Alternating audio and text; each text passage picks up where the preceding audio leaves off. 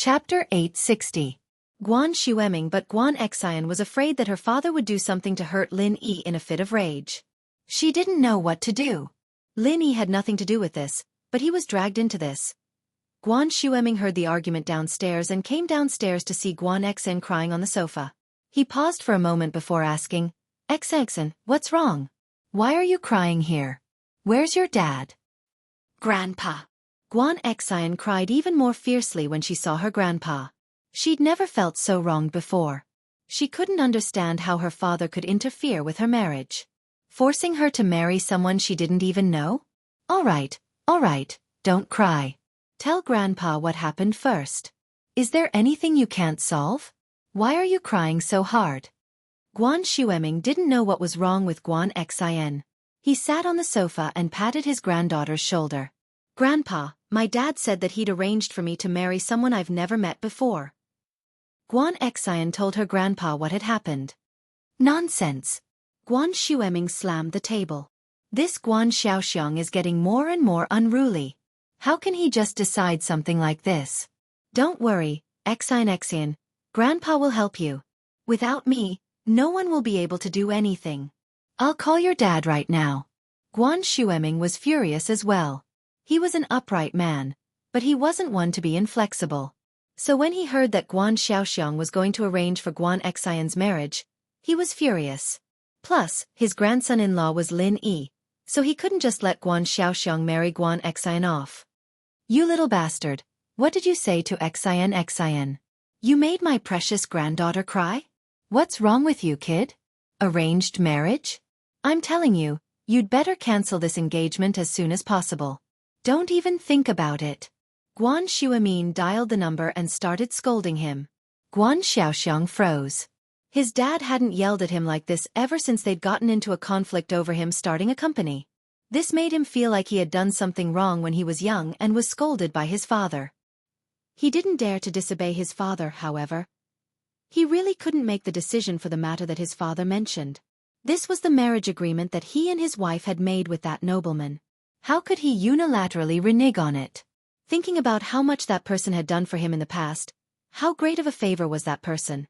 If it weren't for his investment and connections, how could he have achieved the results he had today? Can I get the approval of my future father-in-law? He was not an ungrateful person, so for a moment, Guan Xiaoxiang was in a dilemma. Guan Xiaoxiang had been in a cold war with his father for so many years, and he knew that the fact that his father was angry at him for Guan Xian's sake meant that their relationship had improved. If he compromised, then the relationship between father and son would definitely become better. However, could he compromise?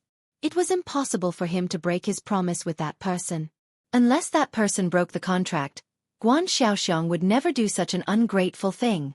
Thinking of this, Guan Xiaoxiang could only smile bitterly. He couldn't be loyal and righteous at the same time. What could he do? He didn't want to use this opportunity to ease his relationship with his father to anger him again, but he also couldn't break the marriage agreement. Dad, I can listen to you on other things, but this, I really can't change it. This was an agreement I made with that nobleman, and you know him. Guan Xiaoxiang sighed. How can I break the marriage agreement? But have you ever thought about Xian's happiness? If that's the case, then when that person comes, let him come to me. Just say that I broke the marriage agreement. Guan Xueming was so angry that he laughed. He helped you before, and I even helped his wife cure her leg. If he doesn't want to, then he can come to me. If you let Xian get married again, then I'll make sure that she and you are no longer father and son. I'll make her have a cold war with you, just like how you and I did back then. With that, Guan Xueming hung up the phone with a pa sound, ignoring Guan Xiaoxiang's words. Holding the phone, Guan Xiaoxiang didn't know whether to laugh or cry. He didn't know what to say. His father actually used what he did back then to threaten him. However, at least his father took over the matter, and promised that if there were any problems, he would let that nobleman go to him. This lessened the pressure on Guan Xiaoxiang, but he still didn't want to go back on his word. Regarding this matter, it seemed that he could only slowly convince his father. Now that his father was in a fit of anger, if he called him again to talk about this matter, it would undoubtedly make the already tense relationship between father and son even more tense. This was not what Guan Xiaoxiang wanted to see. Guan Xueming hung up the phone. On the other side, Guan Xian was also smiling through her tears. Seeing how her grandfather stood up for her, Guan Xian felt that her father would definitely compromise. Yes, if it really didn't work, then she would be like her grandfather, like her father did when he was young, and have a cold war with him. Let's see what he could do to her. If she didn't marry, even if he beat her to death, it would be useless. Xian, are you happy now? Grandpa is on your side. Don't worry, as long as Grandpa doesn't agree, no one can marry you off. Guan Shuamin could still make this decision. Thank you, Grandpa. Guan Xian smiled happily. What are you thanking me for? Okay, go wash your face. Auntie Lu is about to make dinner. Let's go eat something. Guan Shuamin smiled and nodded. Guan Xian happily ran to wash her face. She didn't know that her father still hadn't given up on this matter. Kong Mingming came out of Guan Xian's house and got into the car with a bitter face. Zhu Xiaozhong, who was staying in the car, saw Kong Mingming come out with a bitter face. He was confused. Master Ming, what's wrong? What's wrong? Guan Xian's father doesn't approve of you two dating. Ah, don't mention it. It's a long story. Kong Mingming felt that his time and money were all wasted. The worst part was that he broke his leg and gave Xiaofan hundreds of thousands for nothing. What a big loss. Let me say it. Wang Shubin looked at Zhu Xiaozhong and explained, Guan Xian is already engaged to a husband. It was a marriage agreement made when she was young. This can't be changed, so Guan Xiaoxiang definitely won't let Master Ming and Guan Xian see each other. With the marriage agreement, Guan Xian can't be friends with Master Ming. For the sake of her future reputation, she can't do anything that will damage her reputation. So Guan Xiaoxiang has no chance with Guan Xian. Chapter 861. Meeting at the school gate. Of course it's all wasted. Kong Mingming waved his hand in annoyance. It's fine if it's wasted, but the problem is, I can't get Guan Xian, and I can't get the formula. My family is really pressuring me, and my plan has failed. Kong Mingming was very worried that his position in the Kong family would be lost. Even if he told his family the truth, they might not blame him. After all, it wasn't that he didn't work hard, it was that he couldn't achieve it no matter how hard he tried. Guan Xian was already engaged to someone else. Even if Kong Mingming was the reincarnation of Pan En, she wouldn't be able to break the engagement and get together with him, right? But what Kong Mingming was afraid of was that even though he wasn't the one responsible for this, he was still responsible for the fact that he didn't investigate thoroughly. If he had found out that Guan Xian was engaged, then he wouldn't need to spend so much effort to pursue her. Wasn't this a waste of time? As Kong Mingming's underling, Wang Shubin was also very worried. They were bound together for good or for ill. He understood that without the skin, where would the hair attach? If Kong Mingming's position in the Kong family was gone, and his prestige was gone, how could his two underlings have a good life? So it was Wang Shubin's job to solve Kong Mingming's problems. When he heard Guan Xiaoxiang reject Kong Mingming, he started to think about the next step. Master Ming, since this path is not working, then we won't go. Won't go? How am I going to explain this to my family? I said that I could definitely get Guan Xian. Kong Mingming said angrily, but who knew she was engaged? I can't explain this to my family. Doesn't that make me look useless? Of course not. Wang Shubin waved his hand. Master Ming, if you look at it from another angle, then it'll be much easier. Actually, pursuing Guan Xian wasn't your main goal. Your main goal was to get the formula. If you hadn't pursued Guan Xian and gotten the formula, wouldn't you have completed your mission as well? I think Dr. Kong cares about the prescription, not Guan Xian. That's right. But, if I don't get Guan Xian, where am I going to get the prescription? Kong Mingming thought that Wang Shubing's words made sense, but he couldn't figure it out. There are many ways to get the recipe. Steal, rob, threaten, etc. We don't have to start with Guan Xian. We can still get it from other people in Miracle Dr. Guan's company. Wang Shubing said, I heard that your brother, Kong Xiaobo, is also the vice president of Miracle Dr. Guan's medical company. Yeah, I get angry when I talk about this. Kong Xiaobo actually became a vice president. He's even more powerful than me. I'm so mad. He's just a relative of the Kong family, but he's doing better than me. Kong Mingming thought of Kong Xiaobo and felt angry. The news of Kong Xiaobo becoming the vice president of Miracle Dr. Guan's medical company wasn't a secret. Miracle Dr. Guan's medical company had already announced it to the media. Master Ming, as the saying goes, when there's a war, blood brothers go to war. Wang Shubin said, think about it. You and Kong Xiaobo are cousins. Although he's the vice president of Miracle Dr. Guan's medical company, I don't think he's earning much money, right? I think you can go find Kong Xiaobo. After all, he's a member of the Kong family. You can reason with him, move his emotions, and promise him a lot of money. It shouldn't be hard to get the prescription from him. Kong Xiaobo knows the prescription of the pill of life extension and toxin cleansing? That's impossible. Although he's the vice president, this prescription should only be known by Guan Shuamin and Fatty Lai, right? Kong Ming wasn't stupid. He shook his head and said, Master Ming, your priority right now isn't to find the prescription of the pill of life extension and toxin cleansing. That can wait. Did you forget about the new mission that Kong Xiaolong gave you? He wants you to get the prescription of Miracle Dr. Guan's injury medicine and the source of the raw materials.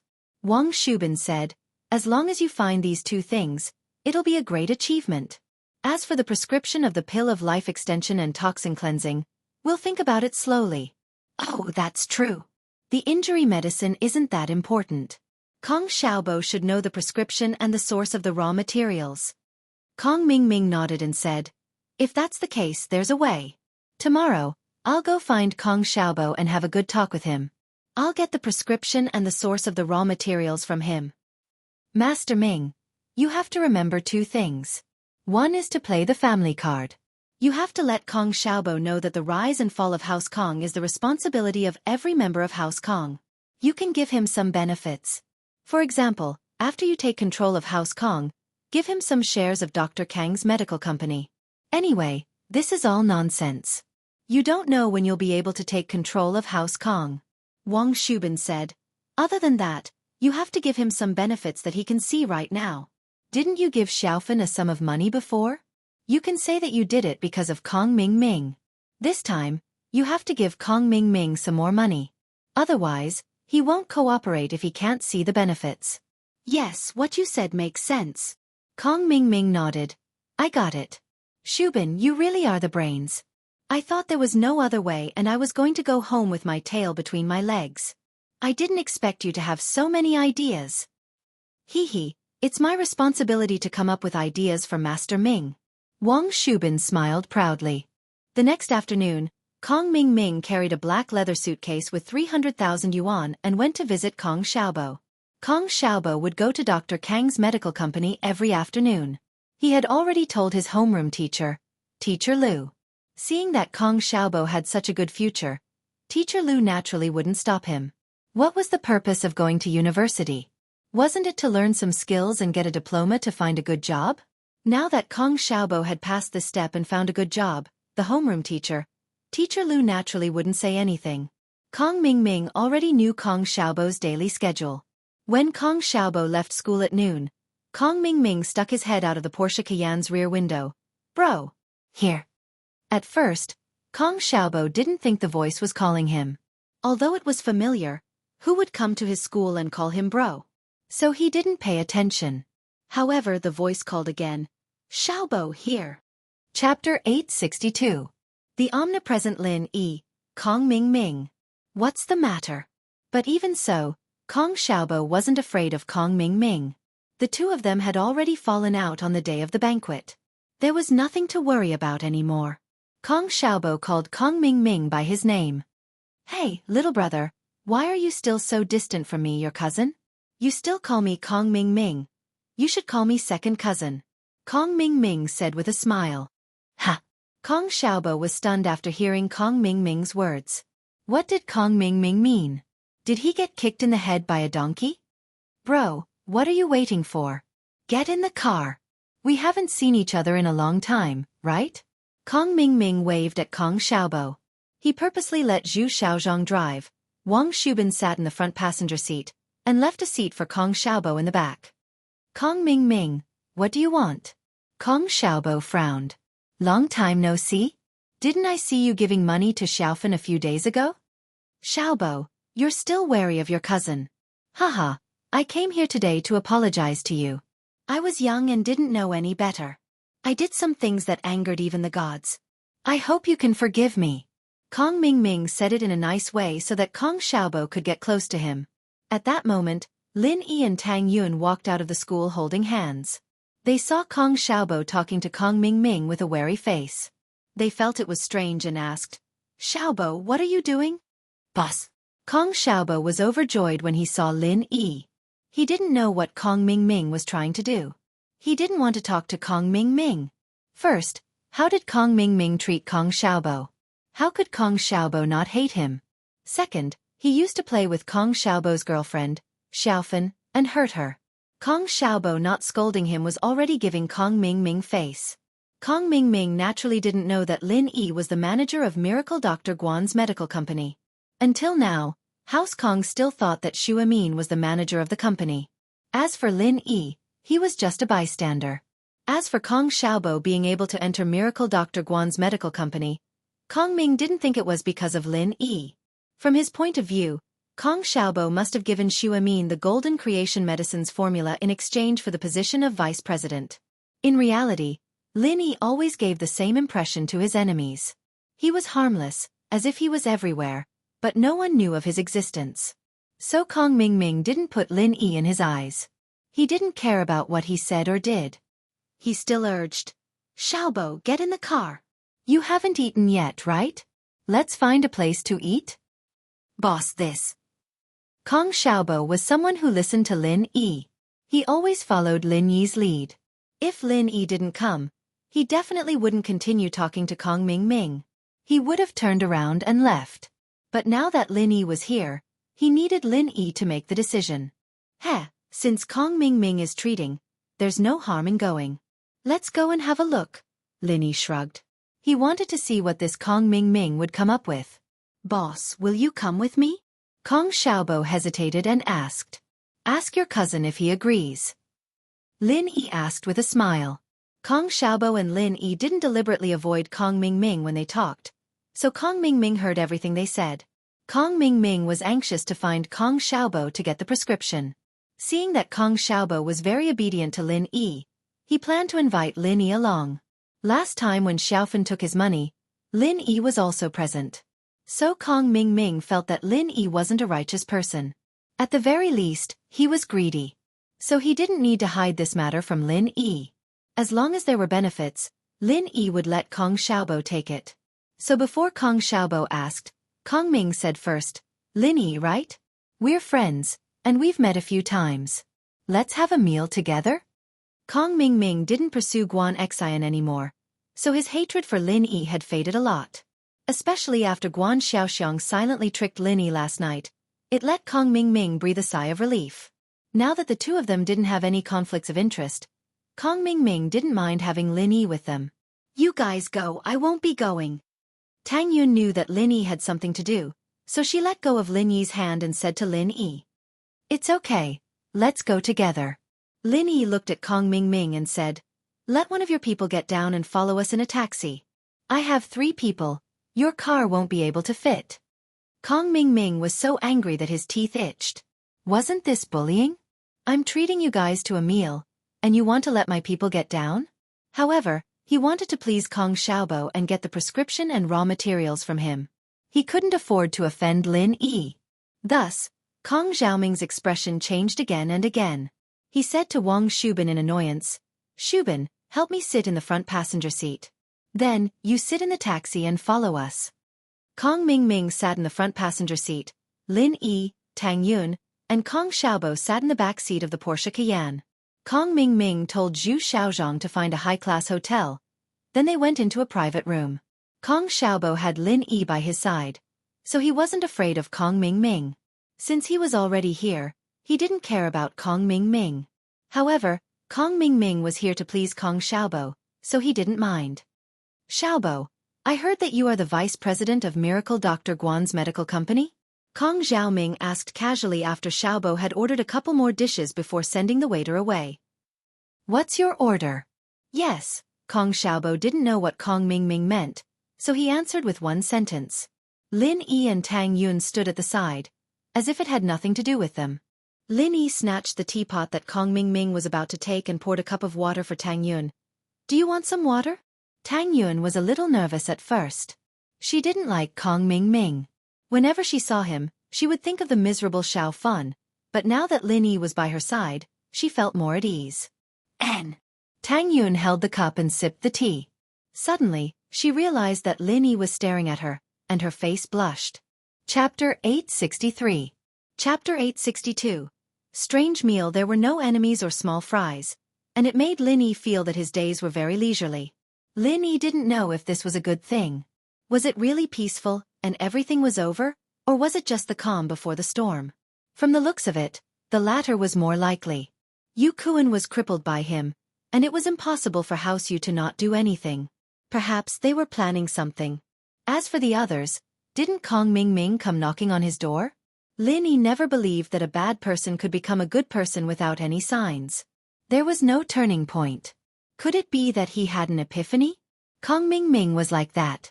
His attitude changed for the better, and it made Lin Yi feel that he must have some ulterior motives. So, Lin Yi didn't put him in his eyes. He did whatever he wanted during the meal, and it made Kong Ming speechless. Kong Ming, who didn't manage to get the tea, could only retract his hand. His legs weren't working, and he couldn't stand up. Lin Yi put the teapot far away, and he couldn't reach it. Ahem, Xiaobo, you are a member of House Kong, and we are a medical family. If you want to be a vice chairman, you should come to our Dr. Kong Medical Company. Why would you go to an outsider's company? Wouldn't it be a loss of face for House Kong? Kong Xiaoming coughed twice and continued. Oh, House Kong. Kong Xiaobo smiled coldly.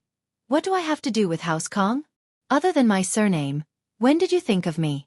Why, are you here to arrange a vice chairman position for me in Dr. Kong Medical Company? This. Haha, not to mention a vice chairman, even a shareholder is not a problem. Kong Ming laughed. Isn't Grandpa in power now? When I'm in power, I'll definitely give you a share of Dr. Kang's shares and let you become a shareholder of Dr. Kang's medical company. No matter what, you are a member of the Kong family. How could they mistreat you? Oh, I'll have to thank you then. You invited me here just for this? Xiaobo didn't believe that Kong Xiaoming would call him over just for this kind of bullshit. Give me shares? He didn't believe that Kong Ming would give him any shares, unless the sun rose from the west. Ha, let's eat first. Kong Ming laughed, then pretended as if nothing had happened. He said to Zhu Xiaozhong, go take a look. Why aren't the dishes being served yet? As they were talking, the waiter knocked on the door and came in with the dishes. Soon, the dishes were placed on the table. The speed here was quite good. Lin Yi didn't care about Kong Ming, Zhu Xiaozhong, and Wang Shubing at all. He started eating when the dishes were served. He even put food in Tang Yun's bowl from time to time. Lin Yi didn't care about anything, but Tang Yun was a bit embarrassed. After all, she was a girl. She didn't have a good relationship with these people, so she was a bit shy. Zhao Ming frowned as he watched Lin Yi gobble down the food without a care in the world. He wasn't happy, but he couldn't say it aloud. He was hoping that Lin Yi would be able to talk Xiaobo out of it, so he held it in for now. Xiaobo, I heard that the main product of Miracle Dr. Guan's medical company is also a golden creation? Is it similar to our Dr. Kang's golden creation? Kong Ming pretended as if nothing had happened and asked casually. Yes, Miracle Dr. Guan's injury medicine. Kong Xiaobo didn't know what Kong Ming wanted to do, so he didn't say much. He answered whatever he asked. It wasn't a secret anyway, so there was no need to hide it. Oh, in terms of effect, it is similar to Dr. Kang's golden creation? Kong Ming continued to ask. It should be, Kong Xiaobo said. Hee, if that's the case, I wonder where Miracle Dr. Guan's medicine company got their prescription from. Ha, do you know? Kong Xiaoming finally revealed his purpose step by step. Kong Xiaobo wasn't stupid. After hearing Kong Ming's words, he was a little angry. Kong Ming was obviously hinting that Miracle Dr. Guan's injury medicine came from Kong Xiaobo. In an instant, Kong Xiaobo understood. Kong Ming's purpose of inviting him to dinner was probably to find out if he was the one who gave out Miracle Dr. Guan's injury medicine. But not only him, even his grandfather hadn't seen the injury medicine. How could he give it to someone else? So Kong Xiaobo said coldly, how would I know? Haha, if you don't know then you don't know. Don't be angry. Kong Ming saw that Kong Xiaobo was angry and quickly tried to calm him down. Why should I be angry? Kong Xiaobo said indifferently. He looked at Lin Yi to see what he had to say. But when he saw that Lin Yi was still eating happily, Kong Xiaobo felt relieved. Forget it, Xiaobo. Since we are all from the Kong family, let's not beat around the bush. Brother, can you get me a miracle Dr. Guan's injury medicine? Kong Ming saw that Kong Xiaobo wasn't cooperating. His sweet words didn't have any effect on him. He was anxious and decided to say his purpose directly. Miracle Dr. Guan's injury medicine? What do you want it for? Kong Xiaobo was stunned. Don't you have Dr. Kang's golden creation medicine? Haha, just for reference. The more the better. Kong Ming smiled. How about it? As the vice president of Miracle Dr. Guan's medical company, you should be able to get this medicine, right? Of course, although we are all from the Kong family, as the saying goes, blood brothers should be fair. I won't let you do it for free. Shubin. At this time, Wang Shubing took out a black leather suitcase and placed it on the table. Then he opened it. It was a suitcase full of cash. It was dazzling. The reason why Kong Ming didn't use a card but cash was because the visual impact of cash was far greater than a bank card. He wanted Kong Xiaobo to accept this suitcase of cash under the impulse of desire. What do you mean? Kong Xiaobo frowned. It would be a lie to say that he wasn't tempted by a suitcase of cash in front of him. But Kong Xiaobo was a man of principle. He wouldn't betray the company for a suitcase of cash. Not to mention, Lin Yi was sitting next to him. Even if Lin Yi wasn't here, he wouldn't accept the money. So he thought that Kong Ming used the wrong method. Chapter 864.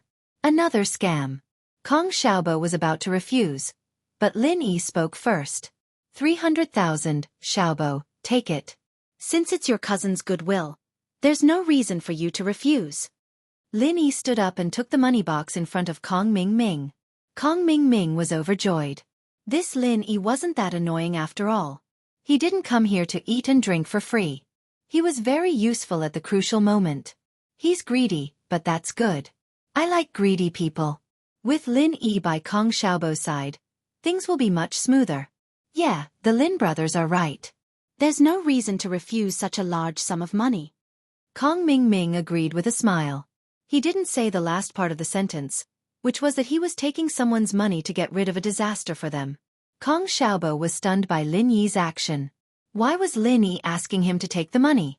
Wasn't that the same as giving the prescription to Kong Ming? He looked at Lin Yi with uncertainty. He wanted to ask what was going on, but he was afraid that Lin Yi's plan would be ruined by him.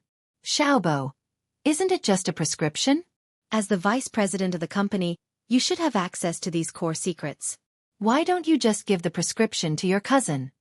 Lin Yi gave Kong Xiaobo a look and continued. As for the source of the raw materials, I'm afraid it's not that easy to find out. But try your best. Yeah. Let's get the prescription first. Kong Ming didn't insist. As long as he got something first, he would have the evidence of Kong Xiaobo accepting bribes. Then, he could get any information he wanted. The prescription, of course. Lin Yi patted his chest and promised. Right, Xiaobo? This, yes. Kong Xiaobo saw that Lin Yi had already agreed. How could he refuse? Although he didn't know what Lin Yi wanted, he could only cooperate with Lin Yi. Kong Ming didn't expect to achieve his goal so easily. He was elated. During dinner, he didn't talk much with Kong Xiaobo. He agreed that if Kong Xiaobo succeeded, he would call him directly. Kong Ming and the others left the restaurant. Kong Xiaobo, who was carrying a box of money, was still confused. Boss, what's the meaning of this? They want the prescription. Do we give it to them? Of course we have to. Otherwise, they would have wasted 300,000, Lin Yi smiled. But you don't have to steal it. I'll write one for you. As he spoke, Lin Yi took out the flyer he got from the restaurant and wrote a prescription for Kong Xiaobo in the blank space. I'll give it to you. Just call Kong Ming when the time comes. This is the real prescription? Kong Xiaobo was in disbelief. He knew a little about Miracle Dr. Guan's injury medicine. He heard that the prescription was different from Dr. Kang's. Not only did it lower the cost, but it was also more effective than Dr. Kang's. Lin Yi gave the prescription to Kong Ming. Didn't that mean he was giving away the benefits to others? Of course it's the real prescription. Lin Yi nodded, but he smiled. But this prescription is Dr. Kang's golden creation medicine. Didn't he suspect that you know their prescription? That's perfect. We'll just use this prescription to fool them. Dr. Kang's golden creation medicine prescription? Boss, how do you have it? Kong Xiaobo was shocked. I've seen Dr. Kang's golden creation medicine before. It should be this old prescription, but a lot of the ingredients are expensive. The cost is too high, so I changed some of them. Not only did I save on the cost, but the effect was also stronger. Lin Yi shrugged. Now we're just returning the old prescription to them. They already have a prescription for 300,000. Isn't that worth it? That's a good deal. Kong Xiaobo finally understood Lin Yi's intention. Boss, you're the best. You just casually scammed another 300,000 from Kong Ming Ming. That's so satisfying. Kong Xiaobo hated Kong Ming Ming. It wasn't just a day. If it wasn't for Lin Yi, he wouldn't have sat at the same table with Kong Ming Ming. He had been wondering why Lin Yi did this. Now he knew that Kong Ming was scammed by Lin Yi again. I wasn't planning on screwing him over. I just wanted to see what he was up to. Lin Yi smiled bitterly. But since he's giving us 300,000, there's no reason for us to reject it. That's true. I was scared to death. I thought he sold the prescription for 300,000. My heart almost exploded. Kong Xiaobo let out a sigh of relief. Boss, I'll give you the money. I'm going to the slums to pick up Xiaofan and bring her to the company. Recently, Kong Xiaobo went to the company to learn from Fatty Lai and Fatty Lai's friends. Although Kong Xiaobo had learned a lot of theoretical knowledge, it was just an armchair strategist without any practical application. So, Kong Xiaobo treasured this internship opportunity. Xiaofan was the same, but her legs weren't very convenient. So, she naturally walked with Kong Xiaobo every day. Xiaofan's house was demolished. Her mother rented a house near the new house. Once the house was renovated, she could move in. Take this money. Get a driver's license and buy a car. Otherwise, it'll be inconvenient for you to take care of Xiaofan every day. Use the rest of the money to buy some home appliances for Xiaofan? 300,000 was nothing to Lin Yi. Naturally, he wouldn't carry a suitcase of money back to school. How can I do that? Kong Xiaobo was shocked. He never thought that the money would be given to him. Although Lin Yi worked under him, Kong Xiaobo knew his own limits. He didn't think about the money. So when he left, he proposed to return the money to Lin Yi. He just didn't expect Lin Yi to give the money to him. There's nothing wrong with it. Just take it. Lin Yi patted Kong Xiaobo's shoulder and waved his hand. Lin Yi was a person who could distinguish between kindness and hatred. He was good to his friends and bad to his enemies. Even if his enemies didn't provoke him, Lin Yi would beat them up whenever he had the chance. For example, just now, Kong Ming Ming lost 300,000 for no reason. Although Kong Xiaobo didn't help Lin Yi much, Lin Yi didn't care. When Zhong Pingliang came to his door, Kong Xiaobo's sacrifice was enough to make Lin Yi look at him in a different light. Friendship wasn't about taking things from each other. So, Lin Yi wouldn't ignore Kong Xiaobo just because he couldn't help him. Chapter 865. Cured. Sikagenjin Dajo spent money like water these days. He spent more than 10 million to treat Jianghu at Yao Wang's place. Although his crooked mouth, lame feet, and the diseases that were transferred to his hands and ears were also cured, Jianghu's body had other diseases. Impotence. After Jianghu's hands and ears were healed, Zhen Dajo brought him to a massage center to celebrate his recovery. He wanted to wash away his bad luck, but during the massage, he ordered a prostitute out of interest. Sadly, he became a living eunuch. After taking a few Viagra, it didn't work. Jianghu panicked and couldn't care less. He stumbled to the door of his father's room next door. Jianghu called a prostitute. How could Zhen Dajo just wait there like an idiot? He naturally ordered a prostitute as well. After entering the room, he was having fun when he suddenly heard a knock on the door. He jumped in fright and almost had a heart attack. This massage center was managed by Zihua, and he was the one who introduced them to this place. It was said to be very safe and he didn't expect to be disturbed. Zhen Dajo put on a bathrobe and opened the door while cursing. "Who is it?" "Dad, it's me, I'm Jun." Zhang Jun knocked on the door anxiously. Zhang Dazhou was a little nervous when he thought it was the police or his enemies, but when he heard it was his son, Zhang Jun, he was enraged. "You little bastard, I can't get up now.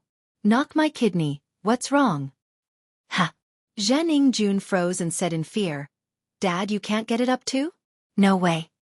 It's all because you scared me." Zhang Dazhou frowned and suddenly froze. "What? You can't get it up too?" "Yeah, Dad, I can't get it up. What should I do?" Zhang Jun's voice sounded like he was about to cry. "I've taken 3 Viagra but it's useless, it suddenly doesn't work." Zhang Dazhou jumped in fright and immediately lost the desire to play with Mississippi. His lust also dissipated. He quickly opened the door and let Zhang Jun in. He asked anxiously, "Really? What is going on?" "I know, but there's no reaction."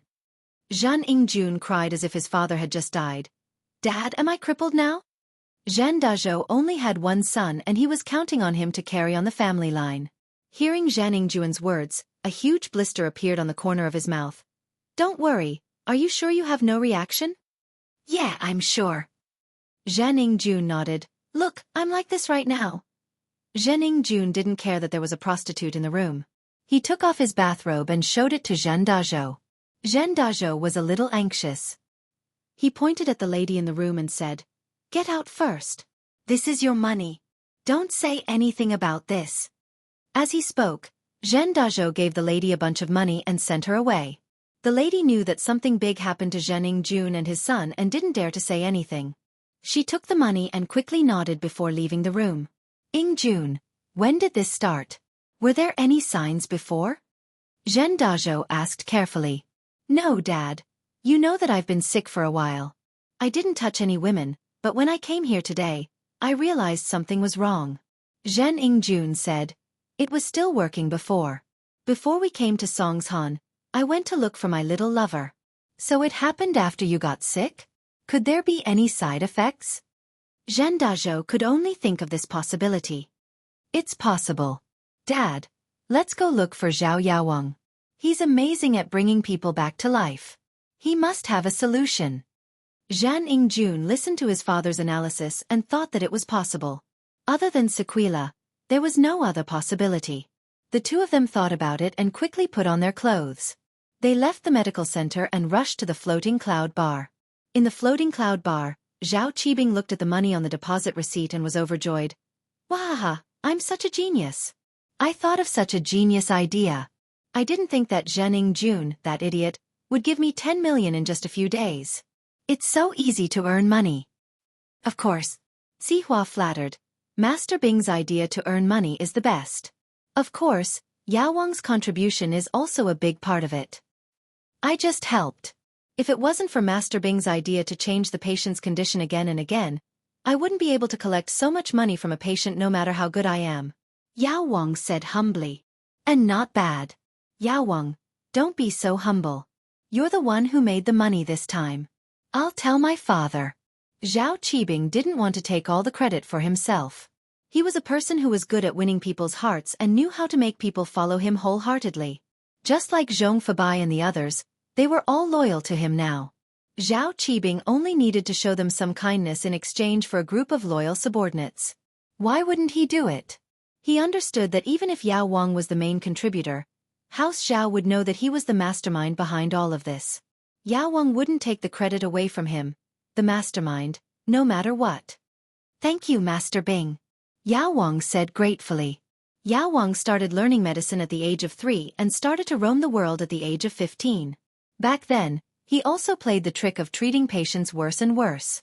However, because he offended a rich family, he was caught and almost beaten to death. If it wasn't for the head of House Zhao, Zhao Guangyin, who saved him, there wouldn't be Yao Wang today. So, Yao Wang was very grateful to House Zhao. He felt that his life was given to him by House Zhao.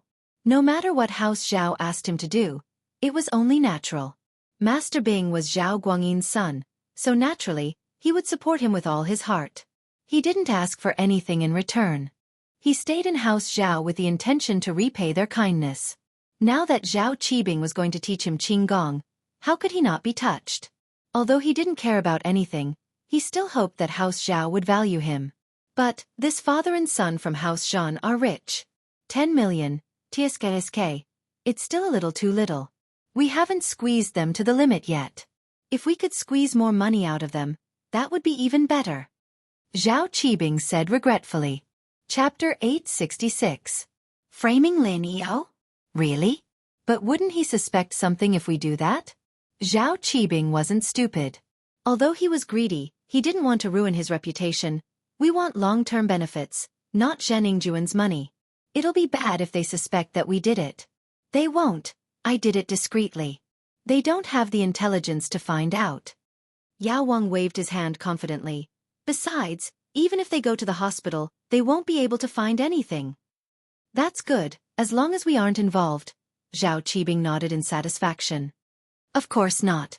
Not only will they not implicate us, but they will also give us more money soon. Yao Wang sneered. Master Bing, watch me. All right, I'll wait for that idiot Zhenningjun to give me money. Zhao Qibing nodded happily. Yao Wang was right. Not long after, Su Jiaonong ran in. Master Bing, Zhenningjun and his son are here again. They want to see Yao Wang. Let them in. Zhao Qibing couldn't wait anymore. The more he tasted money, the more he couldn't stop. Su Jiaonong quickly brought Zhen Dazhou and Zhenningjun into the back room. As soon as they entered, Zhen Dazhou raged. Yao Wang, what kind of illness did you treat? Why is it getting worse? Why did you treat something that wasn't sick before? Although Zhen Dazhou was a boorish man, he was meticulous. He knew that it wasn't reliable to blame Zheningjuan's illness on the sequelae, but in order to let Yao Wang treat his son and spend less money, he had no choice but to complain first.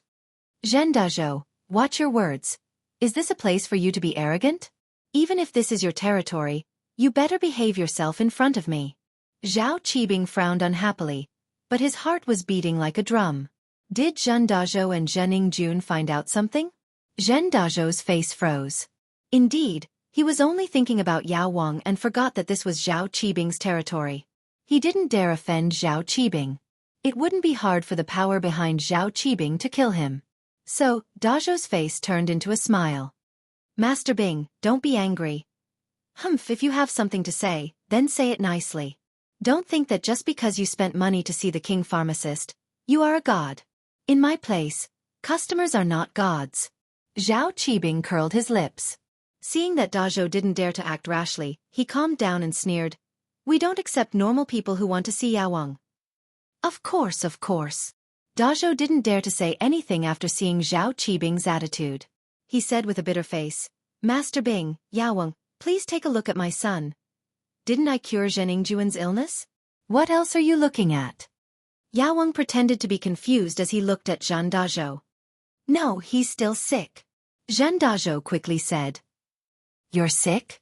I can't tell. Your mouth and ears aren't crooked. Your hands and legs are working. You're a handsome young man. What's wrong with you? Yao Wang looked at Zhenningjun and said. No, it's not on the surface. It's a hidden illness. Zhen Dazhou quickly said. Yingjun can't get it up. Can't get it up? Yao Wang froze. Zhao Qibing and Sihua also pretended to be surprised and opened their mouths wide. They looked at Zhenningjun in disbelief. How can you not get it up? When did you find out that you can't get it up? Just now. Zhenningjun said hurriedly. My dad and I went to the massage center under Sihua Bro's protection. I just wanted to take a hot shower to wash away my bad luck. Then I went to a prostitute and my lower body didn't have any reaction after taking 3 Viagra. Did you have this illness before? Yao Wang frowned and asked. No, I wouldn't be a prostitute if I had this illness. Zhenningjun quickly shook his head. I can't offend Lin Yi for those 2 girls. If you're not sick, why did you take Viagra? Why did you take so many? Yao Wang sneered in his heart. You weren't sick before, but your kidneys are weak. Yao Wang had already checked it before. Zhenningjun was embarrassed and laughed dryly. I just don't have much stamina. Yao Wang nodded and looked at Zhenningjun carefully. All right, give me your hand, I'll check your pulse. Yes. Zhenningjun quickly gave his hand to Yao Wang and Yao Wang pretended to check his pulse. In fact, Zheningjuan's illness was caused by him and he didn't need to check his pulse at all. He was just pretending for the Zhen father and son. After a while, Yao Wang's brows slowly locked together. He didn't say anything and only closed his eyes in silence. Did he have a serious illness that scared the Zhen father and son? Zhen Dazhou was counting on Jiang Jun to carry on the family line. Now that he was disabled, what would he do in the future? Wouldn't he die without descendants? Jiang Jun, on the other hand, didn't think so far ahead, but he was also scared. After all, he couldn't play with women anymore and his life would lose a lot of fun. You are not sick. After a while, Yao Wang spat out these 3 words. Not sick? Zhen Dazhou and Jiang Jun widened their eyes and looked at Yao Wang in disbelief. Jiang Jun screamed, "How can I not be sick? That's the truth. Yao Wang, if you don't believe me, I'll take off my pants for you to see." There's no need for that. Yao Wang waved his hand. I said you're not sick because you're not sick, but you said you're impotent. This is real. What do you mean? Jiang Jun was confused. You're impotent. This isn't an illness. Someone did something to you. Yao Wang sighed and looked at Jiang Jun sympathetically. I didn't expect Lin Yi to be so evil. Not only did he make you sick on the surface, but he also made you a cripple in the dark. He's so evil. Ha! Lin Yi again? Jiang Jun was furious when he heard that it was also Lin Yi's fault. Dad, this Lin Yi is too evil, I want to kill him. Dazhou was infuriated as well. He didn't think that Lin Yi would be this evil, leaving his son with such an illness. Jun, don't worry, I'll avenge you. Dazhou was furious as well. He didn't expect Lin Yi to be this evil. Chapter 867. The price was a little. Lo Zhao Qibing and Lin Yi had a grudge against each other. If he could transfer the grudge to Zhen Dazhou and Jiang Jun and let them deal with Lin Yi, why not? Yao Wang felt that this was killing 2 birds with 1 stone. Master Bing would praise him again. Of course, we have to treat him first. Jiang Jun quickly said, Yao Wang, can my illness be treated? Yes, but it's difficult. The King of Medicine sighed. To me, the King of Medicine, there is naturally no illness that cannot be cured, but the degree of difficulty is different. Previously, when I was treating you, I already wasted a lot of qi. Now your illness is not small, and it also needs to use qi. Yao Wang, don't worry, I won't shortchange your medical fees. Just tell me how much you need. Zhen Dazhou quickly said when he heard that his son could be saved. You have to ask Master Bing about this. If I use all my qi on you, then if other patients come, I won't be able to save them. At that time, the loss won't be just a little. Yao Wang said with some difficulty. How about this? I'll treat Jun after I recover my pure energy. How about that? That way, the medical fees will be cheaper. This. How long do I have to wait? Zhen Dazhou didn't have much money left. He came to Songshan with 50 million to invest in the gambling boat, but before he even invested, he had to spend more than 10 million to treat his son's illness. From Yao Wang's tone, it seemed like treating his son's illness would cost a lot more than before. He hesitated. If he could wait for a while, why not wait if it was cheaper? 3 to 5 years, Yao Wang said indifferently. Huh. Jiang Jun and Zhen Dazhou froze and looked at each other. 3 to 5 years? Zhen Dazhou thought that he would only have to wait for a few days, at most a month. Who knew that it would be 3 to 5 years? Wasn't that too long? Jiang Jun couldn't wait any longer.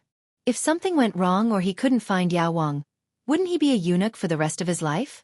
Thinking of this, Jiang Jun couldn't help but look at Zhen Dazhou for help. Zhen Dazhou also thought of this. How could he wait? If he waited any longer and something went wrong, then his Zhen family would have no descendants. Zhen Dazhou gritted his teeth and asked, Master Bing, the consultation fee is not a problem. As long as we can cure Jun's illness, money is not a problem. This. Master Bing hesitated and said awkwardly, Sai, it's not that I don't want to treat you, but life has a price and qi is priceless. Zhen Dazhou only wanted to curse after hearing Master Bing's words. What kind of theory was this? Life was priceless, and qi was priceless. However, Zhen Dazhou couldn't get angry. He could only hold back his anger and said, It's okay. Just say it. At least 30 million. Qibing said faintly. Huh. Zhen Dazhou was dumbfounded when he heard the price. Although he expected the price to be high, he didn't expect it to be this high. 30 million. That was earned by Donghai bit by bit, and it was gone just like that? Master Bing, the price. Yao Wang heard the price and was in a difficult position. Zhen Dazhou was overjoyed when he heard Yao Wang's words. It seemed that Yao Wang also felt that the price was a bit high and wanted to help him. Yao Wang was such a good person. Thus he hurriedly echoed, "Yes, yes, this price is really a bit low." Yao Wang followed, "My qi is priceless." Zhen Dazhou almost vomited blood when he heard Yao Wang's words. So Yao Wang thought that the price was too low, not too high? Yet, he had foolishly agreed with them. He was truly foolish to the extreme. Zhen Dazhou, you think so too?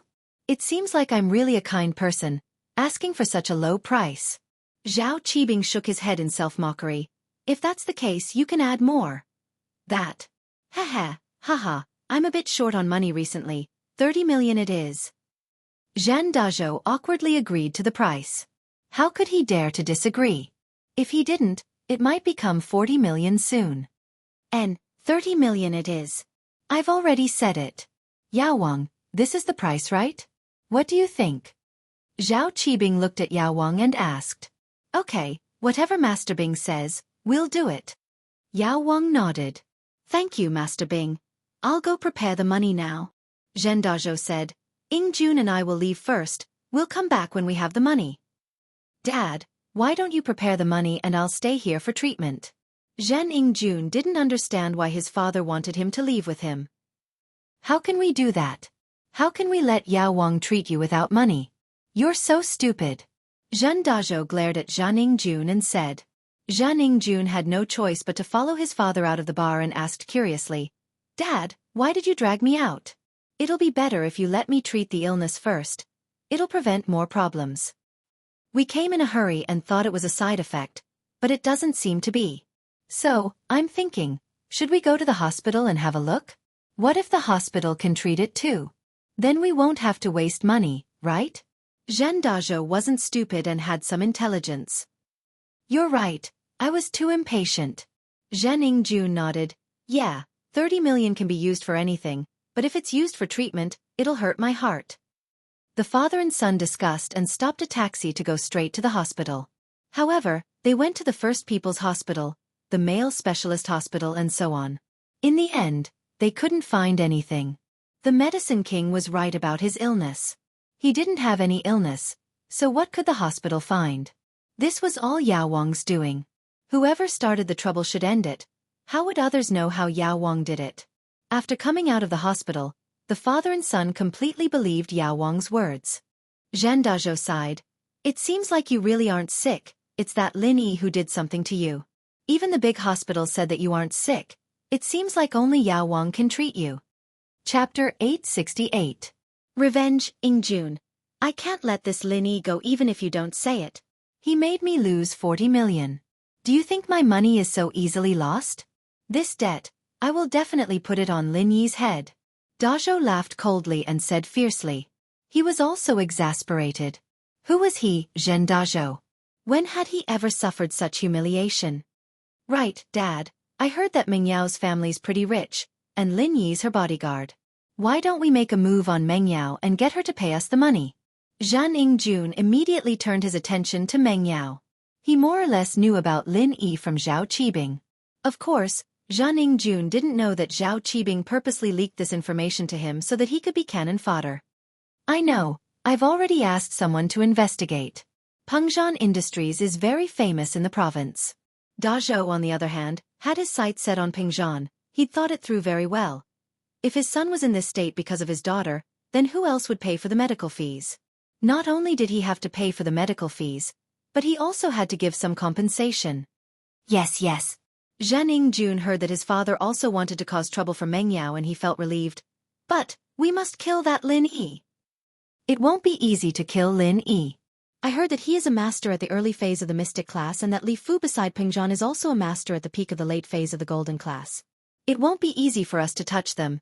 Zhen Dazhou got some of the information from his investigation, but most of it came from Zhao Qibing. What's the use of those masters? Don't we have guns? No matter how strong he is, can he be invulnerable? Zhen Jun said in disdain, Dad, where are your men who are doing business on the high seas? Tell them to come back and kill Lin Yi. Although the Zhen family had some business in the East Sea, the most profitable business was the one that had no capital. The Zhen family had a pirate group codenamed Firearm Team that specialized in robbing cargo ships on the high seas. Every year, it provided the Zhen family with a large amount of wealth. Of course, this business didn't belong to the Zhen family. With the Zhen family's strength, they couldn't afford such a large business. This business was managed by Zhen Dazhou on behalf of a distant relative. That distant relative took the majority, while Zhen Dazhou only took 20%. Childish. You're going to call in a firearm team from the city and give Lin Yi a round of bullets? Wouldn't that be waiting for the police to destroy our Zhen family? Zhen Dazhou glared at Jiang Jun and said angrily, although these cultivators are afraid of guns, a sneak attack with 1 or 2 guns won't be able to hit them because they are too fast. The only way to kill them is if a group of people fire at the same time and shoot randomly.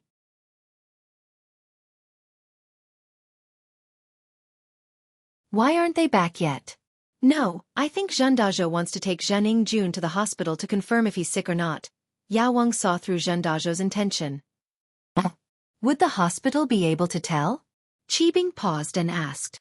Master Bing, don't you trust me, Yao Wang? Don't worry, they'll be back soon.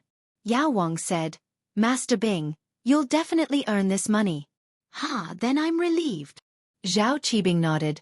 That's fast, but there aren't many fat sheep like them.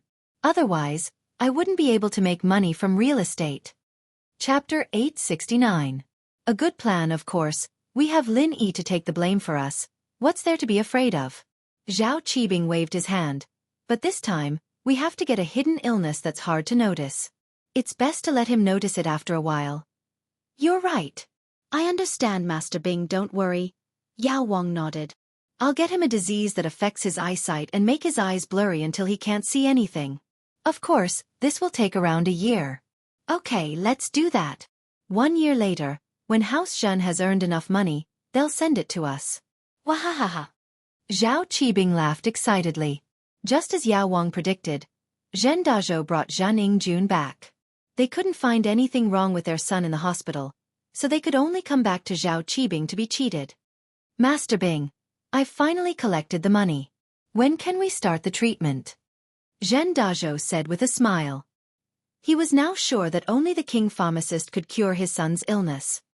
Actually, we could have started just now. You're our old customer, you don't have to pay first. Zhao Qibing said sarcastically. I was just thinking about it. Let's get the money together first. Zhen Dazhou didn't know if Zhao Qibing guessed the reason why he left and felt a little awkward. Shall we start now? Yao Wang nodded. Okay, let's start then. Follow Li Zihua to complete the transfer. I'll start treating your son now. Zhen Dazhou followed Zihua to complete the transfer while Yao Wang pretended to treat Jiang Jun. He held the silver needles in his left hand and pressed on Jiang Jun's pulse with his right hand. He transferred traces of pure energy into Jiang Jun's body, making Jiang Jun feel as if his entire body was heating up. The silver needles instantly covered Jiang Jun's body, turning him into a porcupine. However, Jiang Jun believed in Yao Wang's medical skills and wasn't afraid. In fact, Yao Wang only inserted 1 needle in the right spot. The other needles were just for show and didn't pierce into the acupoints at all. The last one was to destroy his vision. But Jiang Jun didn't know about it and thought that it was some kind of magic. The medicine king used his true qi to heat up his body, so he was sweating profusely. In the eyes of others, it looked like he had overexerted himself and was exhausted. Looking at the medicine king who was sweating profusely, Zhen Dazhou sighed. It seemed that this 30 million was not easy to earn. How much Zhen Qi would be consumed? It's so hot, I'm dying. Jiang Jun was scalded by Yao Wang and his body turned red as if he was cooked. Jun, you have to persevere. Zhen Dazhou quickly encouraged his son. The process of treatment is naturally painful. I know, I will endure it. The teenage mutant ninja turtle is extremely brave. Jiang Jun started to mutter some words of encouragement. Jiang Jun was tormented for more than an hour and Yao Wang didn't have it easy either. He was suffocating from the heat, but for the sake of the 30 million, he had to put on an act. He had to make Zhen Dazhou feel that the 30 million was worth it. Only then could he go out and advertise for him and show how amazing Yao Wang was. There's a reaction, there's a reaction. After a while, Jianghu suddenly realized that his lower body had a reaction. He shouted happily, "Dad, I'm having a reaction." "That's great." Xianxia walked over and was excited. "Yaowang is really a miracle worker. Even the doctors in the hospital said that there's no disease that can't be cured. Yaowang's hands can cure the disease." "That's right. Don't you know who Yaowang is?" Zhao Qibing said proudly, but in his heart, he was cursing Xianxia for being an idiot. This was Yaowang's doing. If he couldn't cure it, who could? Phew! The Medicine King finally began to stop. He wiped the sweat from his forehead and said, "All right, it has been cured. But this old man's physical strength is not up to it. I need to adjust my breathing." "Yaowang, you've worked hard." Xianxia saw how tired Yaowang was and felt that the 30 million was worth it. Although he had treated Jianghu's illness many times before, it was never this tiring. It seemed like his son's illness was really hard to cure.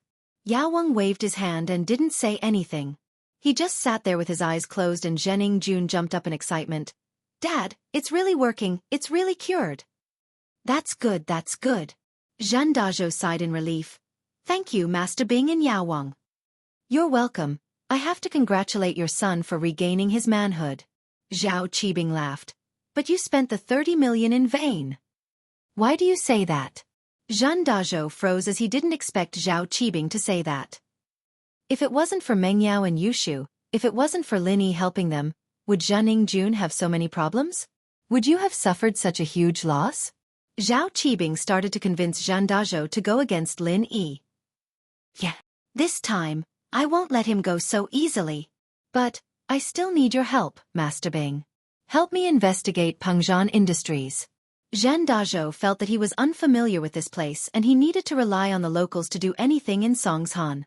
Zhou Tiandi had obviously distanced himself from him these days, and Xianxia had heard about the grudge between Zhou Tiandi and Lin Yi.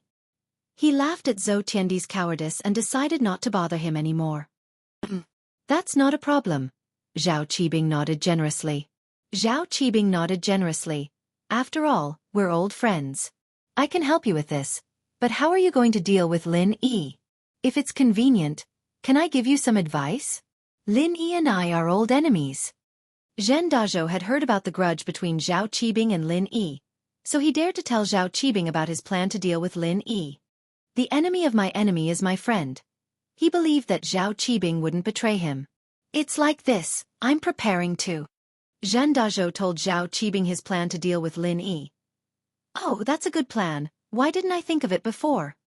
Zhao Qibing slapped the table and praised Xianxia's plan. "First, kidnap Mengyao and Yushu with a mystic class mid-phase master. Then lure Lin Yi to a place with no one around and shoot randomly. Even if he doesn't die, he'll be heavily injured. Then, let the mystic class master kill Lin Yi." Brilliant. Chapter 870. The exact same prescription. "What's wrong, Master Bing? You think this plan is feasible too?" Dazhou was overjoyed. He didn't expect his plan to be approved by Master Bing. "It's doable, very doable." Qibing nodded and looked at Sihua. "Sihua, what do you think?" "It's doable." Sihua nodded in agreement. "Whatever information you need, I'll provide it to you." "Thank you so much, Sihua bro." Dazhou quickly thanked him. "I'll go contact that master first." "Wait." Yaowang spoke again. "Yaowang, is there anything else?" Dazhou paused, but since it was Yaowang who spoke, he didn't dare to be slow. He quickly stopped and turned back. "Your illness today reminded me that although your son seems to be fine now, it's hard to say if Lin Yi has done anything else. You have to be careful. If anything goes wrong when you go back, don't be careless." Yaowang started to give Dazhou a heads up. "What? There's more?" Dazhou was furious.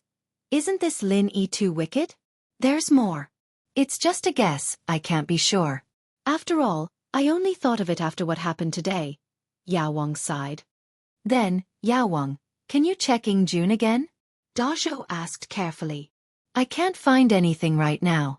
How can I check when there's no illness? I can't check every part of your son's body, can I? If I do that, my pure energy will run out and I'll die." Yaowang waved his hand and rejected Dazhou's suggestion. "I see." Dazhou couldn't force it after hearing Yaowang's words, but his heart felt like it was blocked.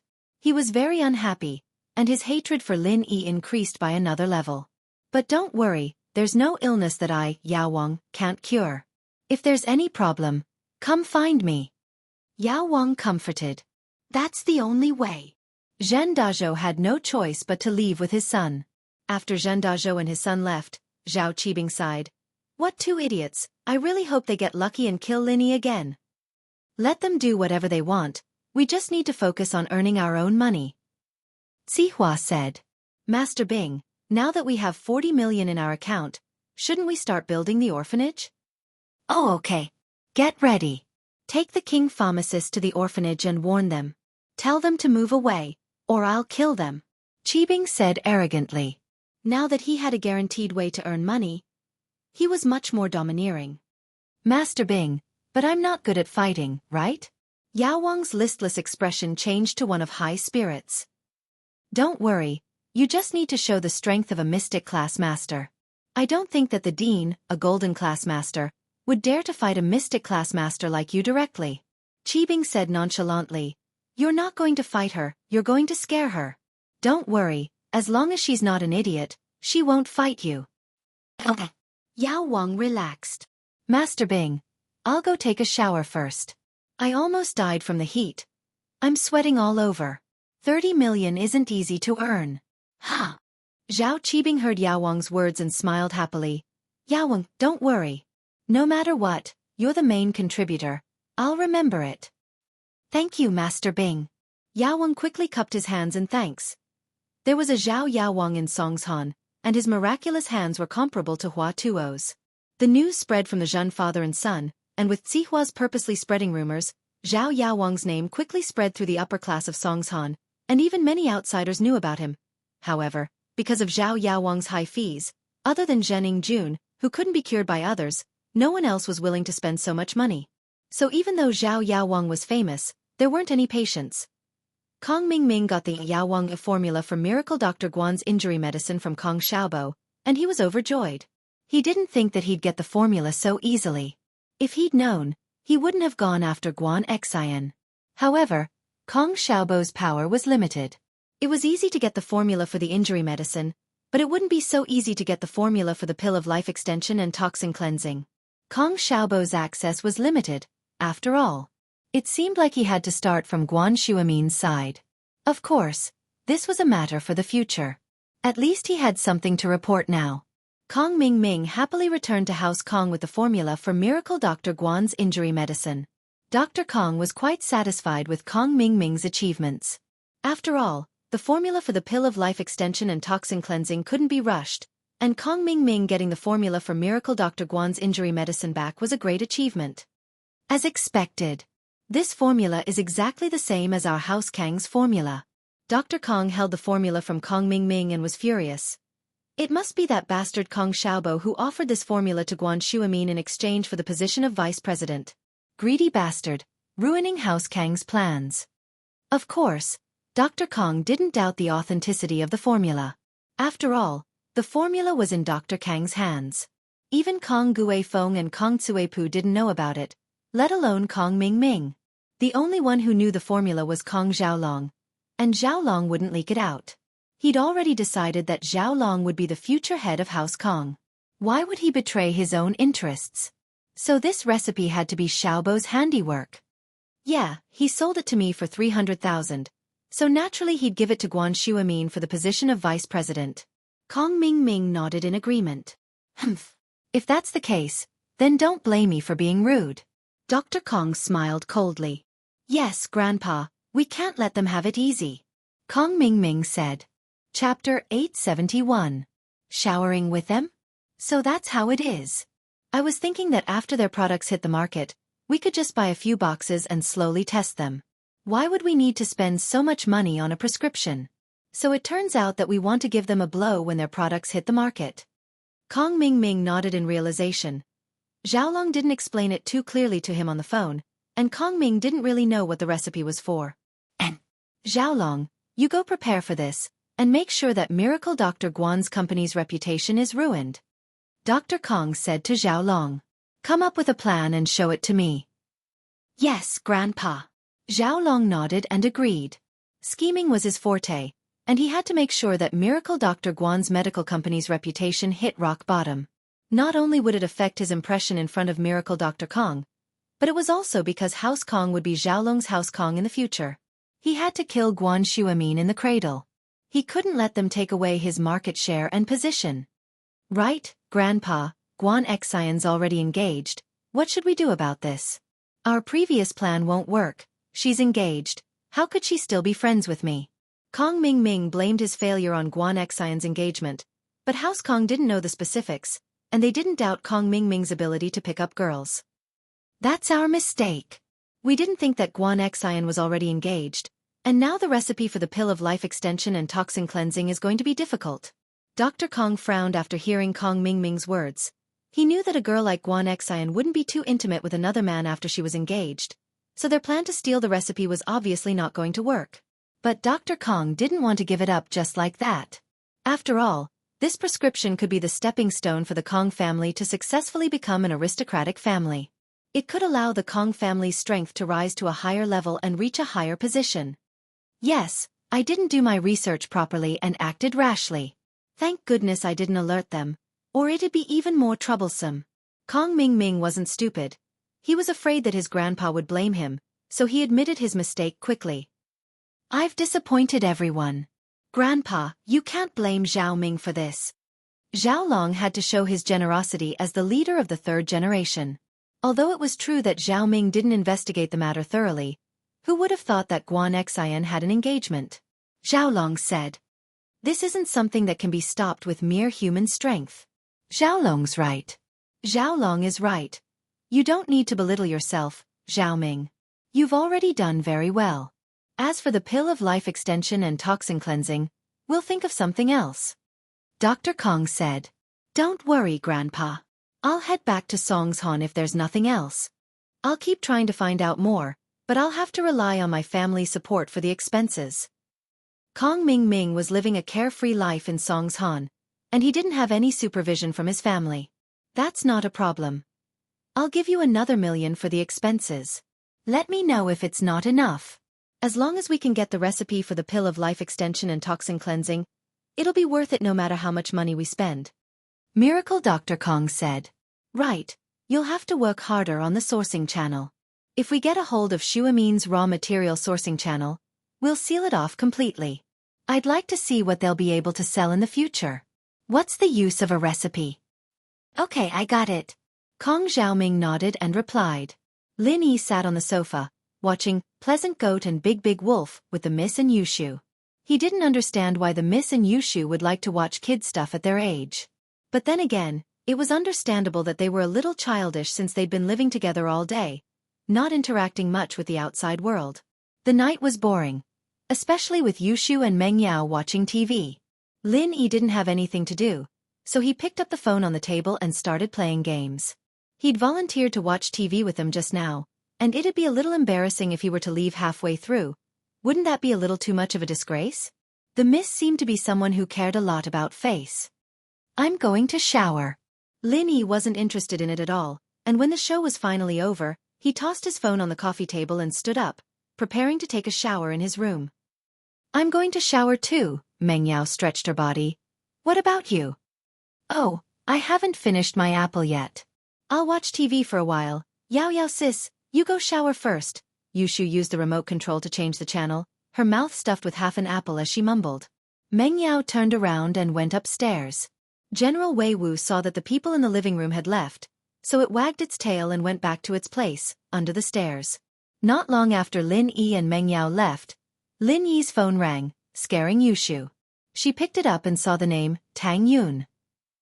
She hesitated before picking it up. Hello? Hello. Tang Yun froze. Why was it a girl's voice? She subconsciously thought that she'd called the wrong number, but when she saw that it was indeed Lin Yi's name, she couldn't help but feel strange. You are? Isn't this Lin Yi's number? Yes, I'm Shu, the automated voice answering machine. What can I do for you? You can leave me a message, or I'll pass it on to Shield Bro. Yushu said. Tang Yun heard Yushu's voice and was speechless. Shu? Where's Lin Yi? Oh, Shield Bro and Yao sis are showering right now. Why are you looking for him? Yushu smiled mischievously. Shower? Lin Yi and Meng Yao? Tang Yun heard Yushu's words and was taken aback. Why did Lin Yi and Meng Yao go to shower? Yeah, Yushu said. Together. Tang Yun didn't believe Yushu's words. This girl always talked nonsense. Who knew if she was telling the truth or not? Tang Yun's vigilance was high now, and normal people couldn't lie to her. Yeah, Yushu replied. Then why don't you go with him? Aren't you Lin Yi's mistress? Tang Yun asked. Chapter 872. Can you see through things? Tang Yun frowned. If Yushu had said that she had just finished showering or was about to shower, then Tang Yun wouldn't have believed her. But Yushu's explanation made Tang Yun a little uneasy. All right, I won't talk to you anymore. I've said too much. If Yao Yao Sis finds out, I'll die a horrible death. Bye-bye. Yushu didn't wait for Tang Yun to reply and hung up the phone. Then, she started laughing. Tang Yun didn't get to ask what was going on before Yushu hung up. It made her feel a little uncomfortable. Lin Yi really went to shower with Meng Yao? Tang Yun had always felt that the relationship between Lin Yi, Meng Yao, and Yushu wasn't as simple as an employer and employee relationship. Perhaps nothing had happened now, but if this went on, something would happen sooner or later. But Tang Yun didn't want to think about it. She even thought optimistically that if Lin Yi really did have something going on with Meng Yao, it'd be fine as long as she didn't know about it. She didn't know what was going through her mind. Was it because she felt inferior, or was it because she was afraid of losing Lin Yi? Xiaoxiao's words were a lie, but it was a wake-up call for Tang Yun. Love didn't need a reason, and there was no such thing as being rich or poor, but there was always a difference between ideals and reality. Honestly speaking, Tang Yun herself felt that Meng Yao or Xianxia might be a better match for Lin Yi. And she, on the other hand, had gotten together with Lin Yi by accident? She couldn't help Lin Yi at all. No matter what he did, she'd always be a bystander, and she'd even drag him down with her. Once this feeling formed, it would take root and grow, making Tang Yun worry more and more. She didn't want to ask Lin Yi anything, and she didn't dare to. Yushu's words were 80% fake, but sometimes, knowing that it was fake still made her worried. Tang Yun picked up her phone and hesitated for a long while before dialing a number in the contact book. Do. After the call connected, it rang many times, but no one answered. Tang Yun silently pressed the hang-up button and put the phone aside. She fell onto the bed, hugging the pillow in her arms as she stared at the wall in a daze. After a while, Tang Yun's phone beeped. It was a text notification. Tang Yun was spacing out when she received a text. She looked at her phone and saw that it was a text from Meng Yao. I was taking a shower just now. What's the matter? Tang Yun was shocked. Was Meng Yao really taking a shower? Tang Yun felt as if her heart had been broken into pieces at this moment. It hurt a little. But then she thought about it. If Meng Yao really was showering with Lin Yi, then why would she tell her? How good would it be to hide it from him? But Tang Yun couldn't see Meng Yao's expression, so she didn't know if this message was a show of force. The tone of the message was calm, and she couldn't see any emotions in it. This was the Miss style. Tang Yun wanted to make a call to confirm, but she didn't dare. She was afraid that her guess would become reality if she called. But she couldn't be at ease if she didn't call. After a long time of hesitation, Tang Yin sighed and put the phone aside. She buried her head in the blanket, tears falling down her cheeks. Meng Yao sent a text to Tang Yun, but Tang Yun didn't reply for a long time. She found it strange, so she called Tang Yun back. After all, the three of them had a good relationship. Meng Yao shook her head when she heard the sound of the phone being turned off. Maybe Tang Yun's phone was out of battery, or maybe she called the wrong number. She didn't think too much about it, so she put the phone aside and dried her hair with a towel. It was a quiet night, and Lin Yi realized that he left his phone in the living room the next morning. He looked at his phone and saw no missed calls, so he didn't think too much about it and went to prepare breakfast for the Miss and Yushu. Faubert came to pick up the Miss and Yushu, and Lin Yi drove Yushu's beetle to the hospital to pick up Tang Yun. Tang Yun stood at the entrance of the hospital, feeling nervous. She didn't know if Lin Yi would come to pick her up like usual, and she didn't know if she would ask Lin Yi about what happened yesterday. So she didn't even eat breakfast, and spent the whole morning in anxiety. But the moment Tang Yun saw Lin Yi, all the unhappiness disappeared. Seeing the smile on Lin Yi's face, Tang Yun smiled as well. He still loved her, So why didn't she believe him? Why did she have to worry about something that could happen, but was bound to happen? Tang Yun shook her head and quickly ran to Lin Yi with her bag. Why are your eyes red? Didn't you sleep well last night? Lin Yi opened the car door for Tang Yun and looked at her strangely. Lin Yi was a part-time doctor, and he was good at observing people. I hit a mosquito in the middle of the night. Tang Yun lied. She couldn't tell Lin Yi that she cried until midnight, could she? That would be too embarrassing. Although Lin Yi thought that Tang Yun was lying to him, Lin Yi didn't want to get to the bottom of it if Tang Yun didn't want to tell him, "What do you want to eat?" Tang Yun heard Lin Yi's question, and she couldn't help but be surprised. "What do you want to eat?" "Breakfast. You don't want to eat?" Lin Yi smiled. "I already ate." Tang Yun wanted to say that she already ate, but looked at Lin Yi's half-smiling eyes and looked down. "How do you know that I didn't eat breakfast?" Since Lin Yi said that, naturally, he had his reasons, so Tang Yun didn't deny it. Usually, Lin Yi wouldn't ask her this question, and after picking her up, he would go straight to school. "I'm a doctor, I can see through your body," Lin Yi said. You can see through things?" Tang Yun looked at Lin Yi's eyes and blushed. "That's not true." Lin Yi shook his head. "I'm just giving an example. You didn't eat anything, and I can see it from your complexion. This is the look, listen, question, and feel of traditional Chinese medicine. It's the look, listen, ask, and feel." Oh! Tang Yun thought that Lin Yi could see through things, and she was shocked. Although she would show it to him sooner or later, it would feel weird if someone could see through things. "Let's go eat something first." Lin Yi started the car and started looking for a breakfast stall on the street.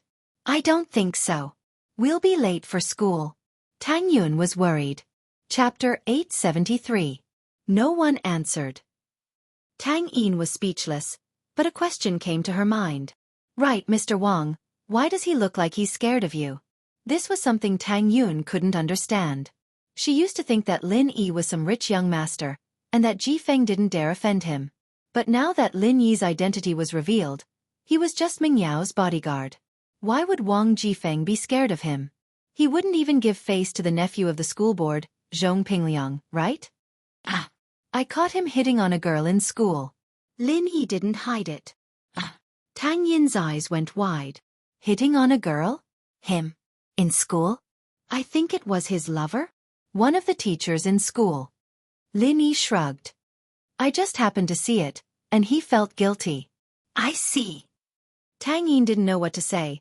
It was because of this that Wang Jifeng dared to hit on her in school. She wondered if she should thank Wang Jifeng for that. If Lin Yi hadn't caught him, Lin Yi wouldn't have dared to do that. Let's go eat first. Lin Yi stopped the car in front of a breakfast shop and pulled Tang Yin out of the car. Yao Yao, the school ran out of red ink.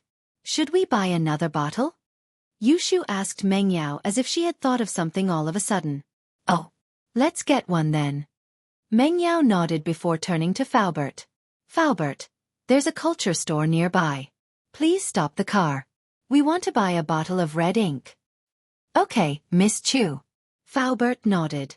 There were a lot of exams in grade 12. There was a big exam every 3 days and a small exam every 2 days. However, most of the exams were graded by the students. This was because the teachers didn't have much free time to grade the papers. So, they messed up the papers and distributed them to the students. The teachers explained the answers to each question. Ming Yao's papers had been graded by Lin Yi before, but the two weren't that close back then. Red ink was a necessity in 12th grade, and since Yushu said they were out of red ink, Meng Yao naturally had to buy another. Faubert parked the car in front of a culture store, and Meng Yao and Yushu went to buy the red ink. Faubert was about to start the car when 2 black Land Rovers blocked Faubert's Bentley, stopping him from moving. Faubert was startled, and his guard went up. The 2 Land Rovers were obviously doing this on purpose, otherwise they wouldn't have stopped like this.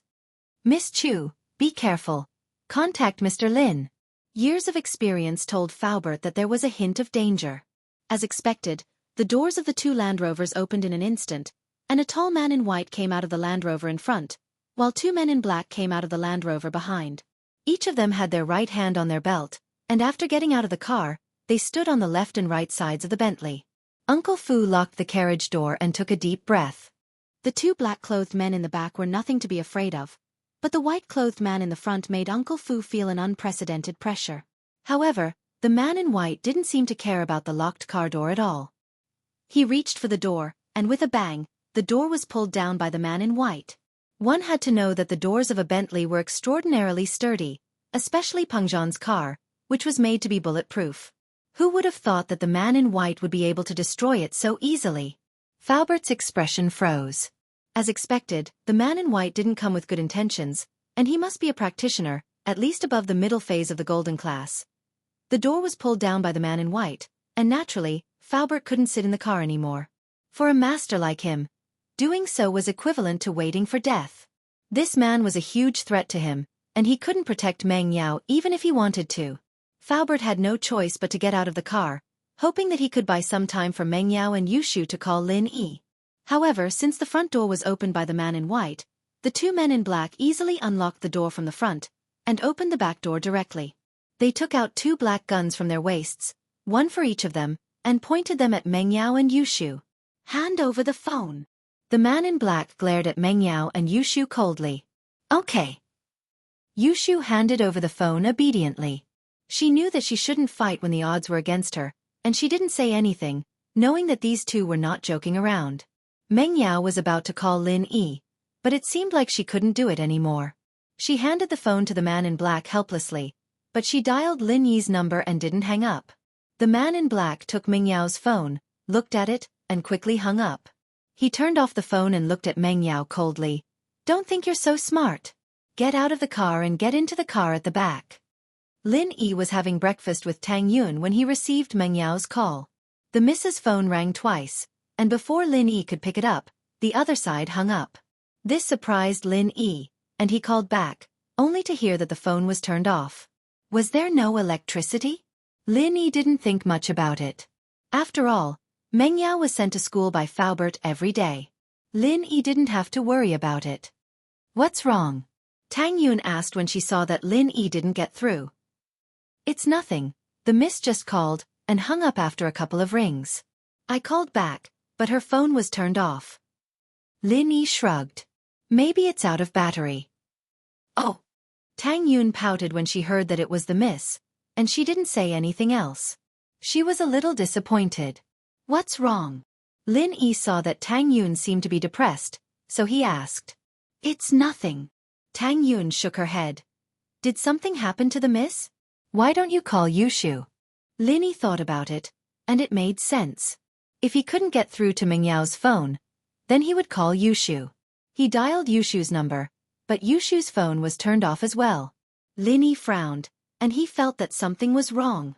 It was possible that Meng Yao's phone ran out of battery, but how could both Meng Yao and Yushu's phones run out of battery? There was no signal on the road from the villa to school, so it couldn't be caused by a lack of signal. Chapter 874. Unscathed. Falbert's phone was on the dashboard of the Bentley, and Falbert couldn't pick it up when he heard it ringing. The white-clothed man was giving him a lot of pressure, and he didn't dare move recklessly. "Who are you people? Why do you want to capture Miss Chu and Shu?"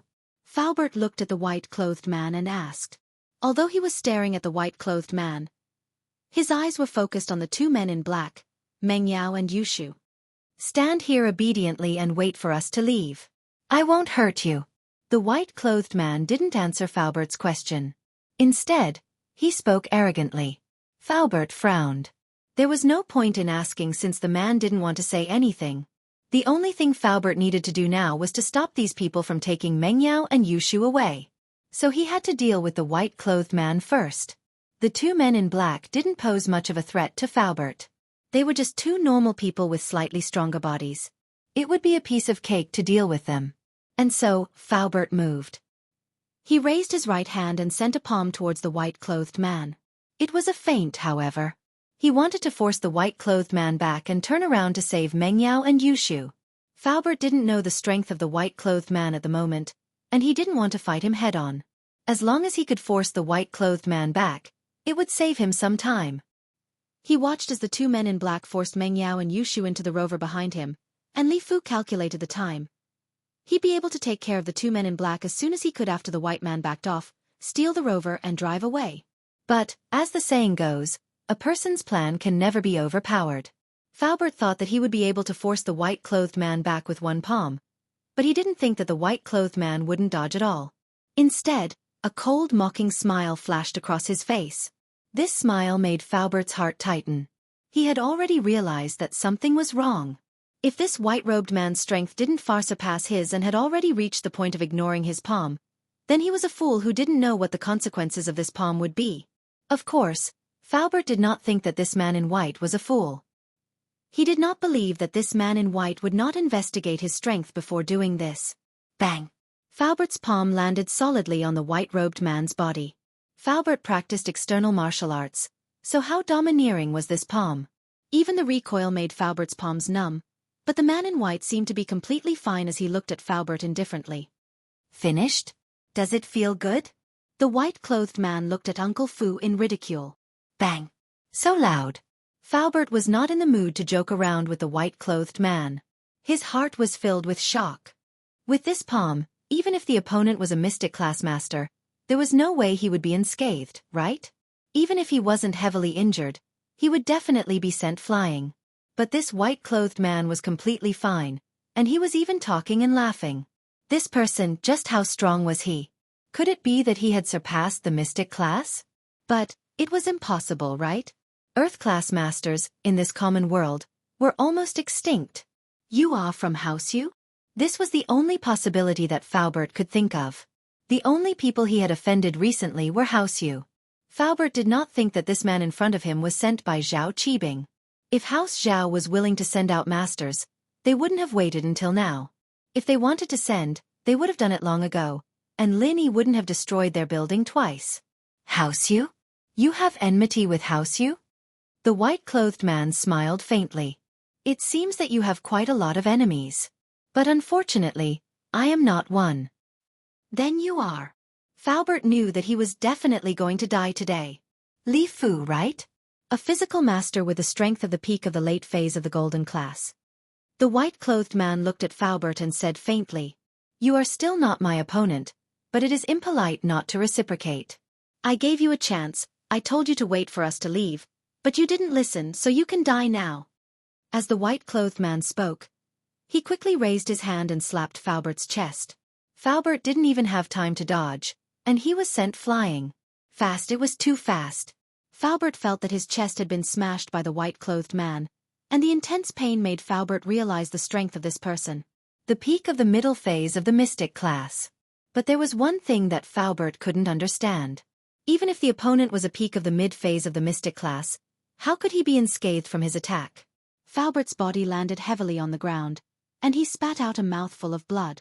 Faubert knew that he probably couldn't make it. A palm from a peak of the mid-phase of the mystic class wasn't something that a peak of the late phase of the golden class like him could take. If the opponent had the intention to kill him, how could he survive? How are you unscathed? Faubert clutched his chest and looked at the unscathed man in shock. Faubert! Miss cried. She saw with her own eyes how Faubert was sent flying by the white-clothed man, and he fell to the ground and spat out blood. Yushu was also shocked, and she looked at the scene in front of her dumbly. She didn't know what to do. These two girls had never experienced something like this before. Even when they met the robbers in the bank, it wasn't this bloody because they had Lin Yi's protection. Shut up! The black-clothed man heard Meng Yao's scream, and he took out a towel and waved it in front of Meng Yao and Yushu, and the two fainted immediately. Drive! He ordered the driver after making Meng Yao and Yushu unconscious. Not waiting for Master Ma? The driver asked. Master Jun said that Master Ma will go by himself, and we will go first. The black-clothed man said. Okay.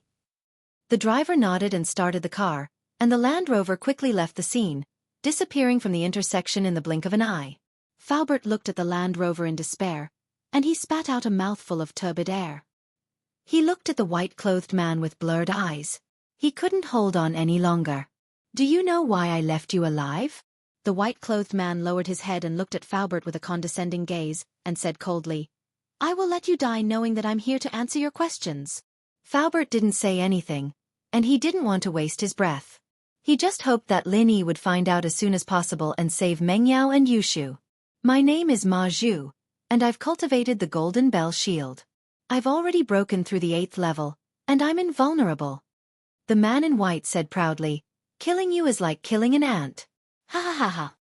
Chapter 875.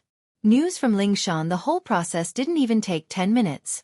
Faubert felt his mind getting blurry as he listened to Ma Zhu's laughter. The police siren sounded, and the police car and ambulance arrived at the same time. One had to admit that their response speed was quite fast, but Ma Zhu was just a little faster. The owner of the store called the police, and he was shocked by the scene just now. He didn't hear the conversation between Ma Zhu and Faubert, but Ma Zhu sending Faubert flying with one slap was like watching a movie to a normal person. It was unbelievable. Organs and ribs were shattered, and there was basically no hope. This was the conclusion of the paramedics, and they couldn't send him to the hospital in time. They could only do emergency treatment in the ambulance. Lingshan was the second to arrive. The ones who'd been dispatched were the patrol officers, but seeing that it was a vicious kidnapping and assault case, they'd immediately notified the criminal police. How is it? Lingshan got out of the car and ran over quickly. Captain Song, it was the owner of the store who called the police.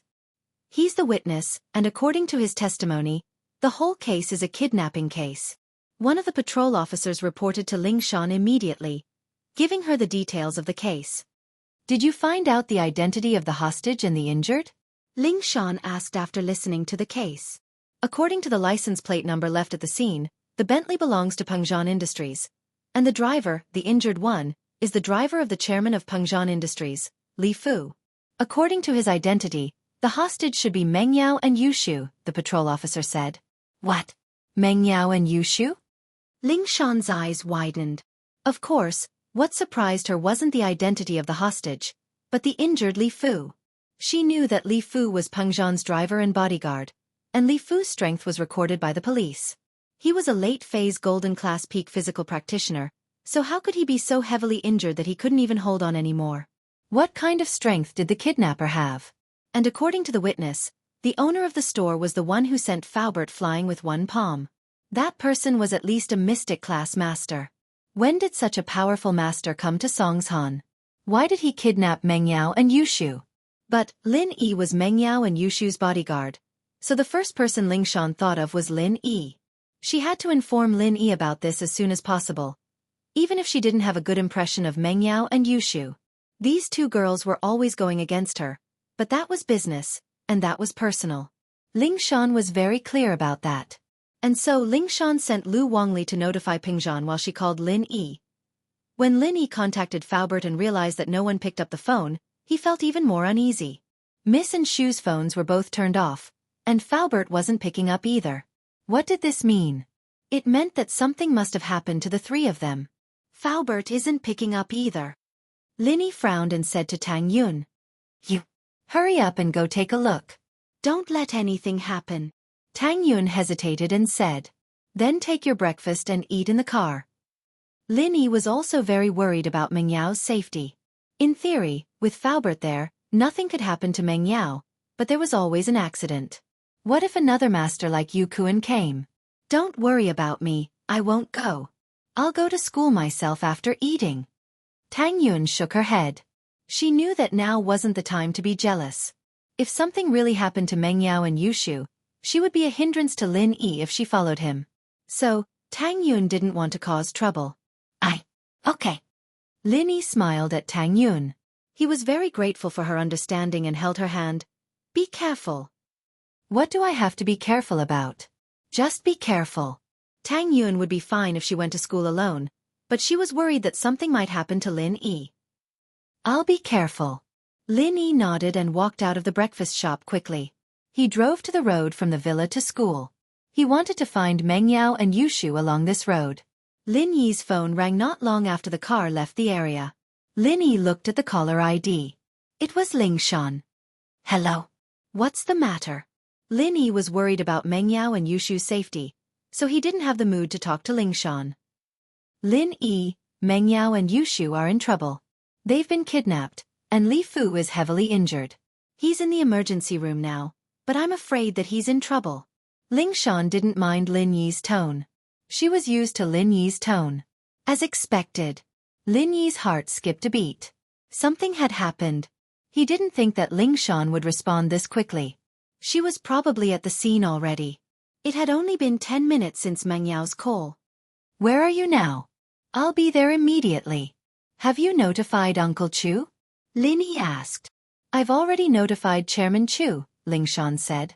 I'm at the Jianghu circuit, in front of the Mingliang culture shop. You'll see it when you get there. There's a lot of police cars there, and they've set up a cordon. All right, I'll be there immediately. Lin Yi hung up and accelerated the car to the max. There were a lot of cars on the road in the morning, but Lin Yi used the beetle's small size and skillful driving skills to weave through the traffic like a beetle. Lin Yi didn't slow down at all, going on the bus lane, going on the wrong lane, going on the sidewalk. Under the condition that his safety was guaranteed, Lin Yi had broken all the traffic rules he could. But Lin Yi didn't care about that anymore. Peng Zhan would pay the fine later. Meng Yao and Yushu's safety was his #1 priority. Of course, other than that, Lin Yi was worried about Faubert the most. After all, the Miss and Shu situation could be delayed, but Faubert's injuries couldn't be delayed. Lin Yi wanted to drive the car like it was a plane. Finally, Lin Yi arrived at the Jianghu circuit within 5 minutes. A few police cars with flashing lights were parked on the side of the road. A group of police officers had set up a cordon to prevent pedestrians from getting close. Lin Yi quickly drove the car over, parked it next to the police line, and got out of the car. Chapter 876. Chapter 0875. Faubert's injuries. Ling Shan told me to come. Lin Yi said to the officer. He took out his phone to call Ling Shan when he saw Lu Wangli not far away. Lu Wangli. Lin Yi called out immediately.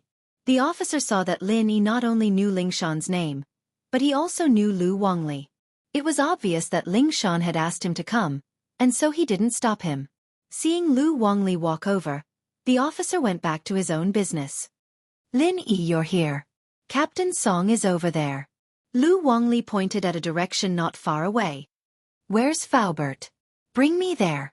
Lin Yi wasn't in a rush to find Ling Shan. He was worried about Faubert's injuries. Ling Shan said that Faubert was heavily injured, and that he might not make it. This made Lin Yi a little worried, or else he wouldn't be driving so fast. Over here.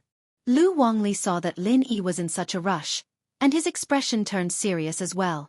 He wasn't angry at Lin Yi's commanding tone, because he knew that Lin Yi was probably involved in the big cases that the police had cracked recently. Plus, Lin Yi and Ling Shan's relationship was very strange, and Lu Wangli had pretty much treated Lin Yi as Ling Shan's boyfriend. Lin Yi saw Faubert on the stretcher, and his face darkened. From the outside, Faubert's condition didn't look too good. Leave this place to me. Everyone go back and rest. Lin Yi walked over and said to the medical staff who were busy with the work. The medical staff didn't know who Lin Yi was, and they looked at Lin Yi curiously when they heard him, but they didn't leave. You guys go back. He can handle it here. Lu Wangli knew that Lin Yi wasn't simple, so he spoke up to help Lin Yi. I'm sorry, officer. It's our duty to save lives and help the injured. We can't leave until we receive orders from our superiors. A leading medic walked over and said to Lu Wangli. Are you from the First People's Hospital or the Second People's Hospital? I'll talk to your dean. Lin Yi was anxious. It wasn't that Lin Yi didn't trust these medical staff, but they couldn't save Faubert at all. First People's Hospital. The medic didn't hide anything. He wasn't sure of Lin Yi's identity, but he couldn't leave without his superior's order. Lin Yi quickly dialed Guan Xuemin's number and told him what had happened. He then asked for the medical staff's number. When the nurse heard that Lin Yi was calling Guan Xuemin, she was stunned and asked, May I ask if you're calling Guan Xuemin? Yes. Do you know him? Lin Yi was delighted and asked. Which doctor in Songshan doesn't know Professor Guan? The doctor said, Are you someone recommended by Professor Guan? Lin Yi let out a sigh of relief. He directly passed the phone to the medical staff and said, I'm Guan Xuemin's disciple. Leave this to me. Elder Guan will explain to you. The medical staff picked up the phone and nodded after hearing Guan Xuemin's words. Guan Xuemin told him that Lin Yi was his disciple. Leave this to Lin Yi and he would immediately call Dean Qin. The medical staff was relieved after hearing Guan Xuemin's words. Not long after hanging up the phone, the dean called. Dean Qin, hello. I'm Xiao Lu. The medical staff quickly picked up the phone. Okay, I understand. We will definitely cooperate with Dr. Lin Yi. Dean Qin called and told him to try his best to fulfill Lin Yi's request and help Lin Yi save the patient. With the dean's words, Xiao Lu naturally didn't have to worry about anything. Lin Yi bent down and checked on Faobert's injuries. He couldn't help but take a deep breath. Indeed, Faobert was still alive. However, it wasn't because the opponent wasn't strong enough to kill Faobert. The opponent did it on purpose to leave Faobert alive. Judging from Fu Bo's injuries, the other party should have only used one move. In other words, the other party's strength was far greater than Fu Bo's. So if the other party wanted to take Fu Bo's life, it should be a piece of cake. However, the opponent didn't do it because he didn't want Faobert to die. He probably said a few words to Faobert after he used the move.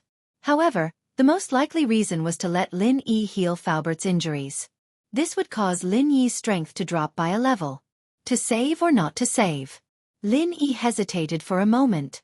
Emotionally speaking, Faobert treated him well. Ever since he came to Songshan, Faobert had always been kind to him and treated him like a member of the mansion. Therefore, Lin Yi didn't want anything to happen to Faobert. However, logically speaking, Lin Yi knew that using his energy to heal Faobert wasn't a smart move. The opponent had a master. If he used his energy to heal Faobert, then his strength would definitely be affected. If that happened, he might not even be able to save Meng Yao and Yu Shu. Although the energy could be easily obtained from the Jade Space, it still needed time. Lin Yi didn't know if he could make it in time. Lin Yi gritted his teeth. He had to save Faobert first. At least before there was news of Meng Yao and Yu Shu, he couldn't leave them to die. A few silver needles appeared in Lin Yi's hands. He quickly inserted them into a few acupoints on Faobert's body. He then started the art of dragon mastery. This time, it was similar to when he healed Lu Buojia. Lin Yi used the silver needles to seal a few of Faobert's meridians. Lin Yi planned to use his energy to prolong Faobert's life first, but he didn't plan to directly heal him. Because Lin Yi knew very well how terrifying the amount of energy needed to heal a person who was on the verge of death was. He was afraid that after he healed Faobert, he would enter automatic sleep mode. Doing this now was undoubtedly very dangerous. Right now, Lin Yi could only use a small portion of his energy to prolong Faobert's life. As long as he stayed alive, Lin Yi would have time to heal him after everything was over. But whether or not Faobert's martial arts could be preserved was another matter. A physical practitioner with such a serious injury was probably completely crippled. Although Lin Yi could use his energy to create a golden class dog, he couldn't use it to create a golden class master. The amount of energy required for a human and a dog was worlds apart. Creating a golden class dog would force Lin Yi into hibernation mode, let alone a golden class master. If it were possible, Xiao would have been a golden class master a long time ago.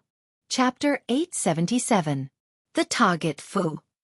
Lin Yi breathed out in relief. Faobert's life was safe. Whether or not he could recover his strength wasn't something Lin Yi cared about. This was all Lin Yi could do. Even so, Lin Yi was sweating profusely. He'd used up quite a bit of energy. After all, that palm strike was enough to take Faobert's life. Lin Yi hadn't healed Faobert completely, but that was only the body and bones. Lin Yi had to use his energy to repair the organs. Otherwise any damage to any organ would be enough to take Faobert's life. If it weren't for Faobert's extraordinary physique, a normal person wouldn't be able to hold on until now. Lin Yi wiped the sweat off his forehead and raised his head to see Ling Shan and Peng Zhan already there, looking at him anxiously. Ling Shan had seen Lin Yi heal before, and after she arrived, she sent everyone around Lin Yi away, sending Lu Wangli and his platoon to protect Lin Yi, preventing anyone from disturbing Lin Yi. How is it? Peng Zhan's face was very serious, his eyebrows furrowed. He was worried about his daughter's safety, but he was also worried about Faobert's injuries. His life is safe, but I can't say if he'll be able to recover his strength. After all, Faobert is a physical practitioner, and his body was damaged to this extent. Lin Yi shrugged. His energy could only restore the damaged parts to their original state, as if he'd been reborn, but he couldn't make Faobert's body and bones return to their original state. That was something that could only be achieved after a long period of training, and it wasn't something that Lin Yi's energy could change. It wasn't like the qi of a spiritual practitioner, which could be replenished through energy conversion. This was the biggest difference between a spiritual practitioner and a physical practitioner. Once the meridians of an inner force expert were destroyed, the true qi in their body would not be able to be preserved, and they would become a cripple. On the other hand, once a physical expert's body suffered a serious injury, even if he healed, his body would not be able to return to its previous state. He would basically be no different from a normal person. It's fine as long as you're alive. Peng Zhan let out a sigh of relief. It didn't matter if Faubert could recover his strength or not, as long as he could survive. Peng Zhan and Faubert may be master and servant in name, but they'd been together for so many years. Humans weren't plants or trees, so how could they be emotionless? The relationship between him and Faubert was more or less that of an old friend. Even if he had to go bankrupt, he'd still want Faubert to live. How are Yao Yao and Shu? Any news? Lin Yi's face was a little pale. Healing Faubert had obviously used up a lot of his stamina, and he wasn't suited for battle in this state. However, the situation was urgent, and he couldn't afford to rest. The 2 Aurora SUVs that the kidnappers drove were all fake, and they used the license plate of a car rental company in Donghai. After checking through the POS machine, the original car model was a Honda CR-V, and we can't confirm the identity of the kidnappers at the moment. Lu Wangli told him what he had found out from the investigation. The kidnappers are very cunning. They should have a strong anti-tracking ability. Only a few cameras on the main roads captured the 2 cars. After that they disappeared. There are 2 possibilities. One is that the kidnappers changed cars, and the other is that the kidnappers intentionally avoided some cameras when they arrived at their destination. Peng Zhan nodded and sighed softly. He didn't even know who his opponent was this time, and he was completely at his wits' end. After hearing Lu Wangli's words, he couldn't help but turn to look at Lin Yi, hoping that he could give him an idea. Uncle Chu, since the kidnappers kidnapped Yao Yao and Shu, they must have a purpose. I believe that they will contact us first. Lin Yi sighed and said, if the kidnappers didn't want to use Yao Yao and Shu for some purpose, they wouldn't have kidnapped them. If it was just a grudge, then they would have been killed on the spot like Faubert. Yeah. But they're both girls. Peng Zhan actually thought of the same thing. Since the kidnappers kidnapped his daughter and Shu, they must be trying to use them for some purpose, but he was afraid that the kidnappers would be tempted. Instead of being troubled here, why don't we go back and wait for the kidnappers' call? Lin Yi suggested. He needed to continue sleeping for a while to replenish his stamina. Otherwise, even if there was news of the kidnappers, Lin Yi wouldn't be able to fight them. Okay. Peng Zhan was no longer the high-spirited chairman of a company, but an anxious father. He didn't have any ideas, but since Lin Yi suggested to go back and wait, there was nothing else he could do. Ling Shan didn't stop him because she knew that if Lin Yi couldn't solve the problem, there was no point for her to be anxious. Since Lin Yi wanted to go back, then let him go. As for Faubert, Lin Yi didn't send him to the hospital. Instead, he asked Lu to send him to the villa. Lin Yi had Faubert's injuries under control. As long as Faubert didn't get injured again, his condition wouldn't worsen. At this moment, only Lin Yi, Peng Zhan, and Faubert were left in the villa, along with General Wei Wu, the golden-class dog. Are we just going to wait for the kidnappers to contact us? Peng Zhan looked at his watch anxiously. It had been more than an hour, and the kidnappers hadn't called yet. It made him restless. Other than that, I can't think of any better ideas. Lin Yi sighed as well. The most important thing is that I need to rest. I used up quite a bit of qi to control Uncle Fu's injuries, and I'm afraid that this is a trap set up by the enemy, leaving Uncle Fu alive on purpose to exhaust my strength. Lin Yi sighed as well. Peng Zhan's face stiffened when he heard Lin Yi's words. He didn't think so much before, but after hearing what Lin Yi said, he felt that it was very possible. He quickly said, Go rest, I'll wait for the kidnapper's call. No need, it's fine on the sofa. Lin Yi said and closed his eyes, entering into a state of fake sleep. Lin Yi didn't sleep soundly. After entering the jade space, he still knew what was happening outside. Although Lin Yi entered the jade space and tried his best to absorb the energy in the space, his brain didn't rest at all. He kept guessing who the kidnappers were. According to the sequence of events, Lin Yi locked onto 2 people. One was House Yu's Yu Kuan, and the other was Jianing Jun. Chapter 878. The kidnappers' demands with House Yu's style of doing things. They should be here for revenge. Why did they kidnap Meng Yao and Yu Shu? After killing Faubert, they should be here for him. However, the kidnappers didn't do that. So Lin Yi thought for a long time and crossed out the possibility of House Yu, leaving only Jianing Jun. Although Lin Yi didn't know Jianing Jun's background, If Xianxia could really find such a master to help him, he might be able to do what he did. Firstly, although Xianxia had a grudge against him, the grudge wasn't with him but with Mengyao and Yushu. Mengyao and Yushu were the ones who made him lose face in the billiard room. Although he helped them secretly, Xianxia didn't know that. After that, at the door of the billiard room, although he was the one who punished him, the one who asked him to punish him was Yushu. So if the kidnappers were Xianxia's men, everything would be explained. However, Lin Yi felt uneasy when he thought that the kidnappers were Xianxia. Xianxia had been drooling over Mengyao and Yushu for a long time. Would he do anything to them after this kidnapping? Lu Wangli's deduction was correct. The kidnappers had changed their car in a secluded place. Two identical Land Rovers on the road was simply too eye-catching, and it would easily attract the attention of the police. So, in an empty alley, the man in black and Ma Zhu brought Mengyao and Yushu to an old Toyota Previa that had been prepared. Previa was also called the Tyrant. It was an early model of business car and there were a lot of them in the market. After changing the car, the group of people didn't stand out and looked very ordinary. As for the two Land Rovers, the people who had contacted them quickly removed the fake license plates and replaced them with real license plates. Each person took one and drove off in two different directions. This way, no one would suspect them anymore. After getting in the car, one of the men in black called Xianxia. Master Jun, the hostages are in our hands. We changed cars safely. That's great. Good job. I'll call Pengzhan right now. Xianxia danced happily when he heard that the plan went smoothly. All right, how's Master Ma? Old Ma has already followed your instructions and didn't completely kill Li Fu. If Lin Yi wants to save him, he will have to expend a large amount of true qi. At that time, his strength will definitely be weakened and he won't be a threat anymore. The man in black reported. Good, that's great. Come quickly, I can't wait anymore. Xianxia nodded.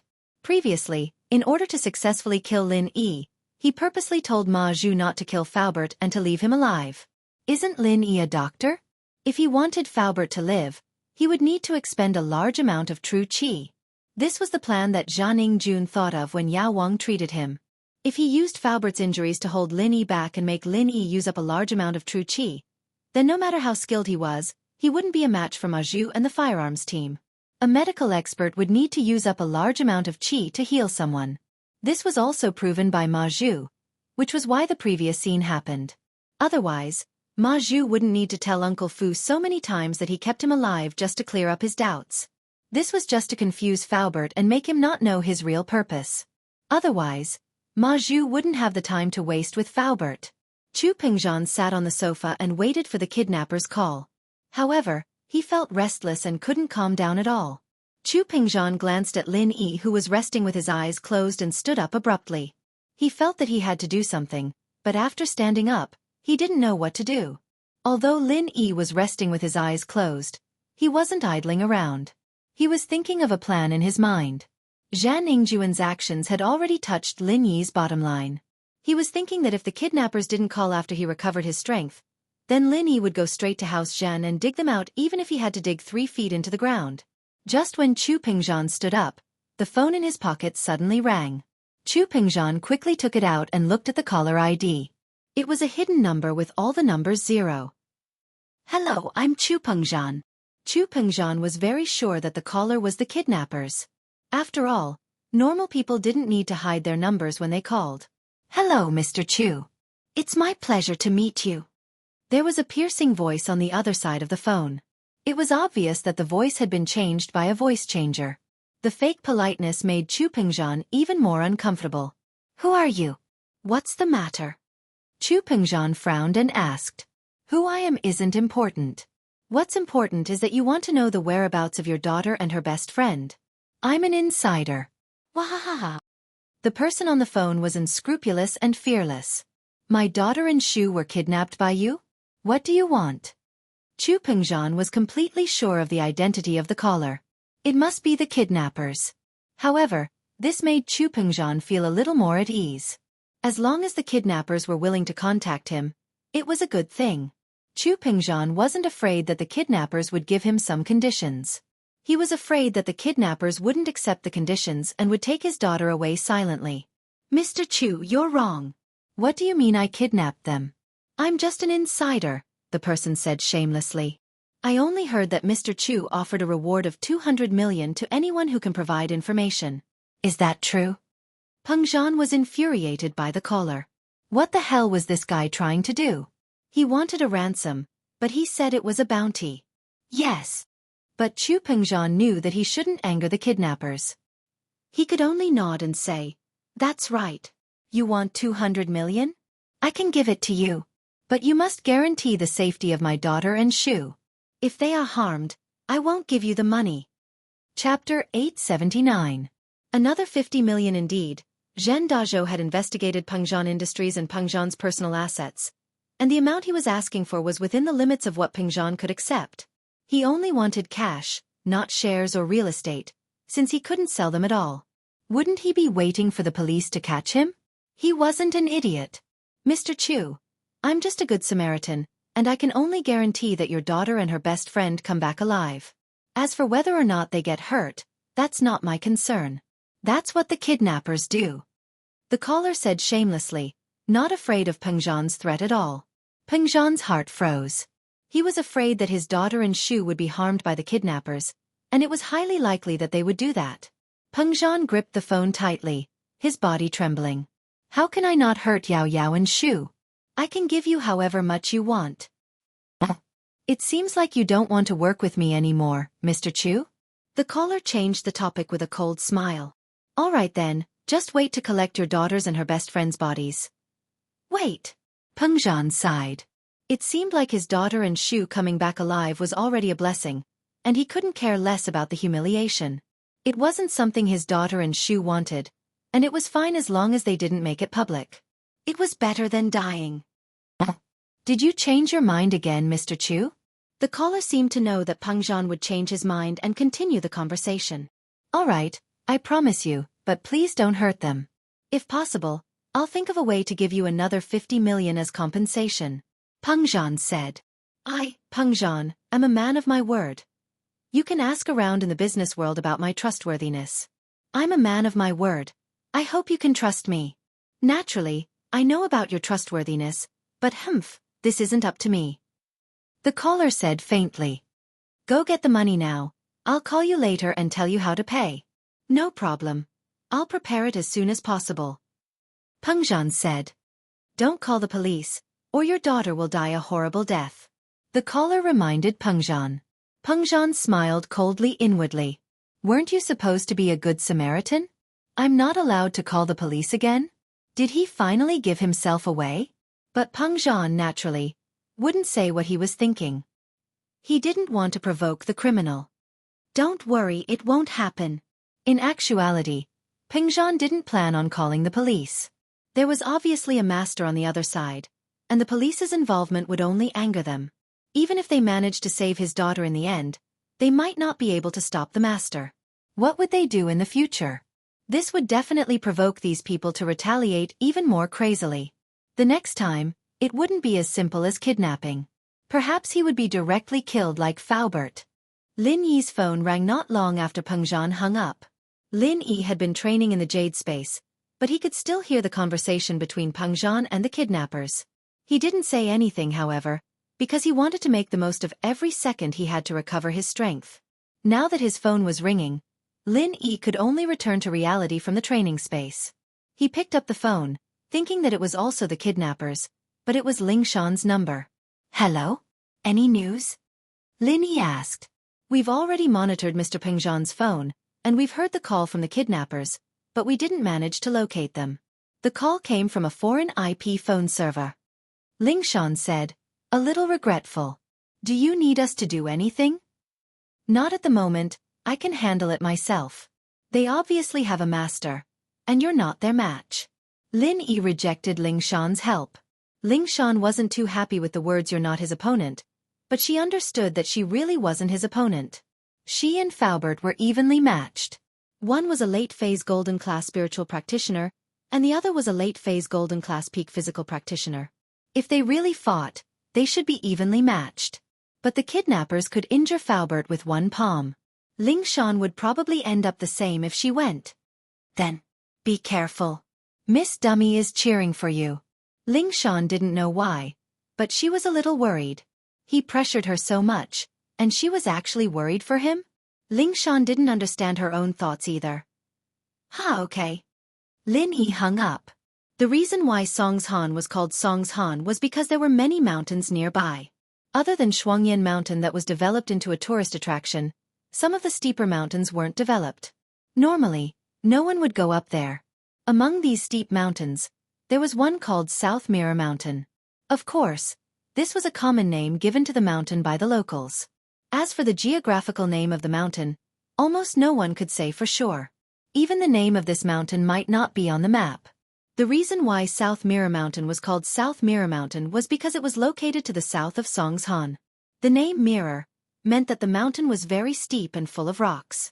After the rain, it was as smooth as a mirror.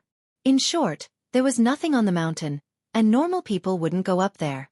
Today, there were 2 cars parked at the foot of the mountain.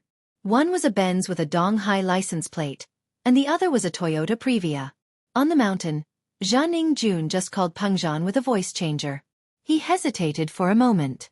Originally, he wanted to ask Pengzhan for 200 million, play with his daughter and Yushu, and then kill Lin Yi. That would be the end of the debt. However, when he said that Pengzhan would give him another 50 million, he was tempted. That was 50 million. He only spent 40 million on the doctor, and Pengzhan added another 50 million. The condition was that he couldn't hurt Meng Yao and Yushu. Zhang Yingjun would be lying if he said that he wasn't tempted. He was really tempted. What kind of concept was 50 million? 10,000 was enough to find a prostitute, let alone 50 million. It was too much for him to play with Meng Yao and Yushu. Chapter 880. Drool over it. Long Meng Yao and Yushu were the best of the best. He had never seen such beautiful girls in Donghai before, and he didn't want to give them up just like that. 50 million it was worth it. He would pretend that Pengzhan never said anything. Thinking of this, Zhang Yingjun gritted his teeth and walked towards the cave. After negotiating the price with Pengzhan, it was time for him to enjoy the 2 beauties. After Meng Yao and Yushu woke up, they realized that their hands and feet were tied up and they were thrown into a cave.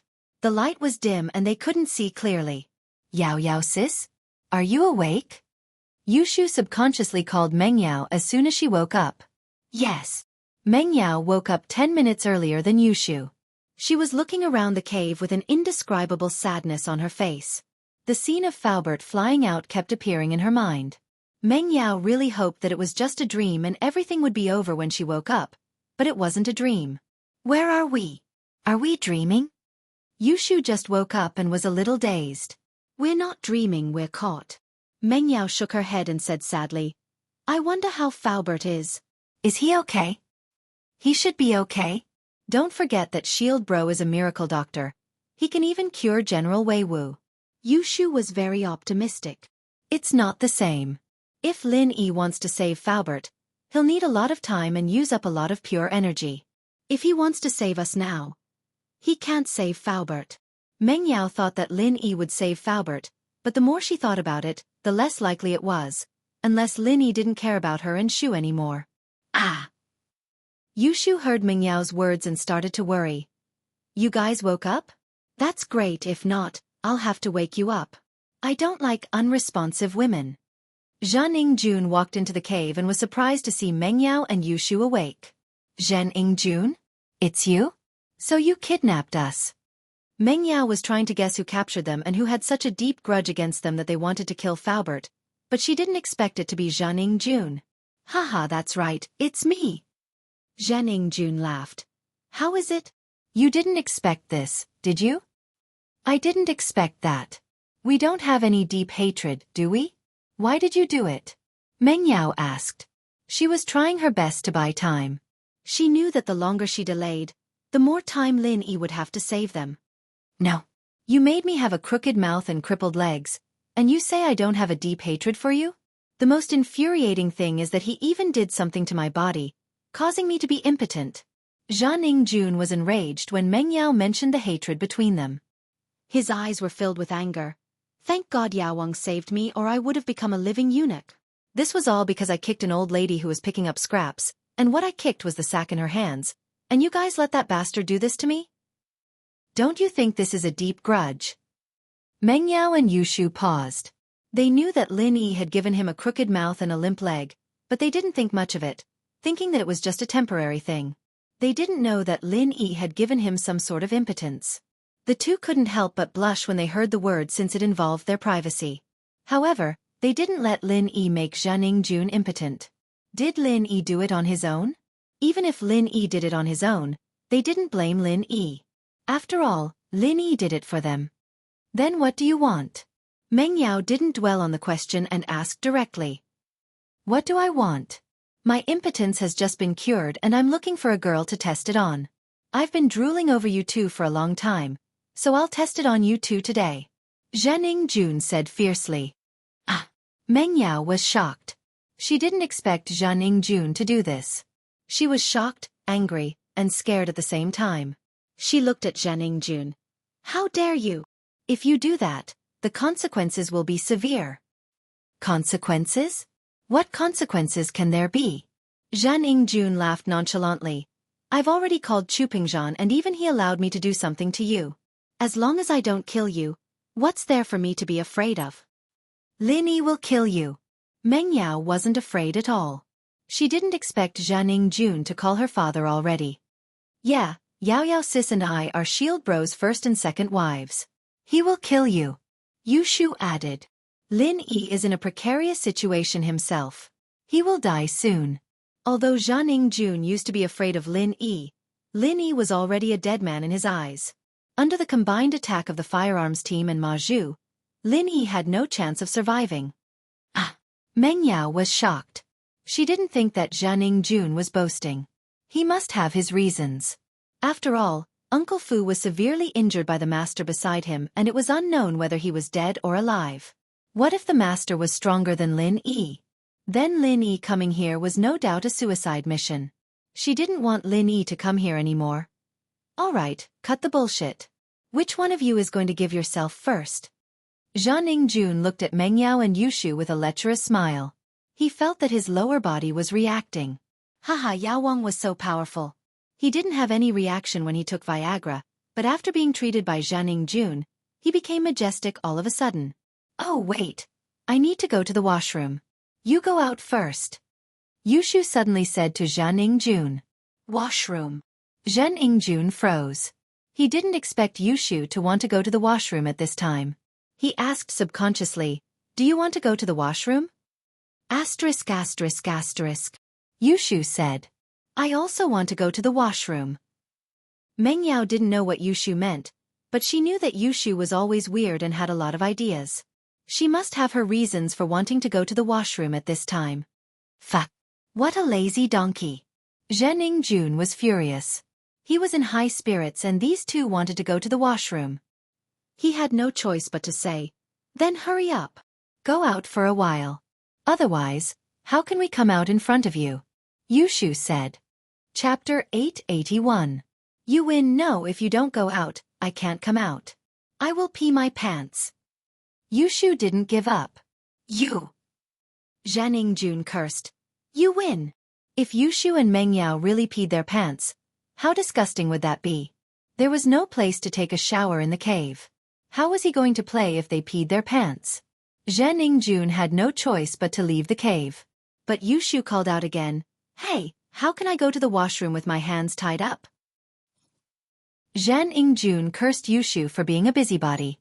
He walked over, lowered his head and untied the ropes on Yushu's hands and feet. Under the dim light in the cave, Yushu's blush made her look even more alluring. Xianxia was tempted and he wanted to grab her breasts. A girl with a child's face and huge breasts was rare. Just when Xianxia wanted to have some fun, Yushu said, Don't touch me, I will pee my pants if you touch me. Ha! Xianxia was shocked by Yushu's words. His hands that were hanging in the air stopped abruptly. He glared at Yushu. Why are you so troublesome? Hurry up. You will really pee your pants later. Yushu ignored Xianxia and continued to rush him. Xianxia scoffed, stood up, and walked out of the cave. He wanted to peek in from the outside, but the blinding light from the outside was a stark contrast to the darkness in the cave. He couldn't see anything from the outside. It was pitch black. Xianxia could only give up and go check on the gun team's ambush. He had to make sure that after he lured Lin Yi here, he would shoot Lin Yi to death. However, he couldn't expose his men and raise Lin Yi's vigilance. It was hard to hide in the sparse forest on the mountain, so the gun team could only find a rock to cover themselves and hope that Lin Yi would kill them in one shot. In the cave, Yushu wasn't in a hurry to go to the washroom. She opened her bag first, thinking that the men in black had taken her phone but not her bag. The bag was still straddling her even when they were tied up. "Shu, what are you doing? Aren't you going to the washroom?" Meng Yao asked. "What for? We didn't even drink water in the morning. I tricked Jianghu to go out so that we can prepare ourselves." "We can't let him do that," Yushu said as she quickly flipped through her bag. Meng Yao frowned. "You have a way to avoid it?" "Yeah, I don't like him." "Yao Yao sis, you should save your first time for shield bro. How can you give it to an idiot like him?" Yushu nodded. "Why am I involved again? You wanted to give it to Lin Yi, didn't you?" Meng Yao didn't know whether to laugh or cry as she glared at Yushu, still in the mood to joke around at a time like this. "Oh, you have to think about it first. I'm the small wife." Yushu suddenly shouted in surprise. "I found it." Meng Yao looked at the thing in Yushu's hands. It was a pack of sanitary napkins. She paused for a moment and understood Yushu's plan, but she was still suspicious. "You want to trick him with this? Will it work? Although that Jianghu looks dumb, he shouldn't be that easy to trick, right?" "Of course it won't work, but what if I add some spices?" Yushu smiled mischievously as she took out the red ink she'd bought this morning. She opened up 2 sanitary napkins and quickly poured the ink on them before tossing them into a corner of the cave. She then took out a bottle of water and poured it on them, pretending like she'd just taken a shower. Ugh! Meng Yao was a little dumbfounded. Was this even possible? But it did look like it if she didn't look closely. "Phew, I'm not done yet." Yushu took out 2 sanitary napkins and poured the fountain water on them before stuffing them into her pants. "Shoo! You!" Meng Yao's eyes widened. "That's so much fountain water. It's so dirty." "Yao Yao, what about you? Come, I'll help you put it in your pants." Yushu took out another sanitary napkin and said to Meng Yao. Me too," Meng Yao said, feeling disgusted as she looked at the sanitary napkin that was covered in ink. "Oh, Yao Yao, if you don't want to take a shower, just bear with it for a while. We can always go home and take a shower." Yushu didn't really care. Meng Yao could only acquiesce to Yushu's words. It felt weird, but Meng Yao had to admit that Yushu's idea wasn't bad. After everything was done, Yushu closed her bag and hid the fountain water. Done. Although Yushu's idea prevented the two from being violated by Jianghu, Meng Yao felt sad when she thought of Faubert. "Shu, it's our fault for hurting Faubert. If we didn't want to mess with Jianghu, this wouldn't have happened. I think that Shield Bro will have a way." Yushu trusted Lin Yi. "You really trust him?" Meng Yao also hoped that Lin Yi would save Faubert first. It'd be best if he didn't come to save her and Shu. From Jianghu's tone, he seemed to be prepared. If Lin Yi came, it'd be dangerous. "Oh, it's all right." Yushu nodded. "Yao Yao, don't you trust Shield Bro? He's saved us so many times already." "I don't know." Meng Yao shook her head. She was a little down because of Faubert. As they talked, Jianghu returned to the cave. "Hey, are you two done peeing? Dilly-dallying. You really have a lot of things to do." "Oh, I'm done. Is there anything else?" Yushu asked. "What is it?" "Of course it's us." Jianghu chuckled and a trace of desire flashed across his eyes. "Ah, I don't think you can do it today," Yushu said regretfully. "Can't do it? You think I can't do it? If I say I can, then I must." Jianghu was amused by Yushu's words. She was already in his hands and she was still saying such childish words. "No, I mean we're here for that," Yushu said with a shrug. "Doing that? Which one?" Jianghu froze for a second and reacted immediately. He looked at Yushu in disbelief. "Really? Are you lying to a ghost?" "But you're not a ghost." Yushu shook her head. "If you don't believe me, look over there. There's our sanitary napkins." Chapter 882. Successful deception. Jianghu had a problem since he was young, and that was getting dizzy when he saw the blood. He quickly stood up, but he still couldn't believe that the two of them could do that together. How could there be such a coincidence?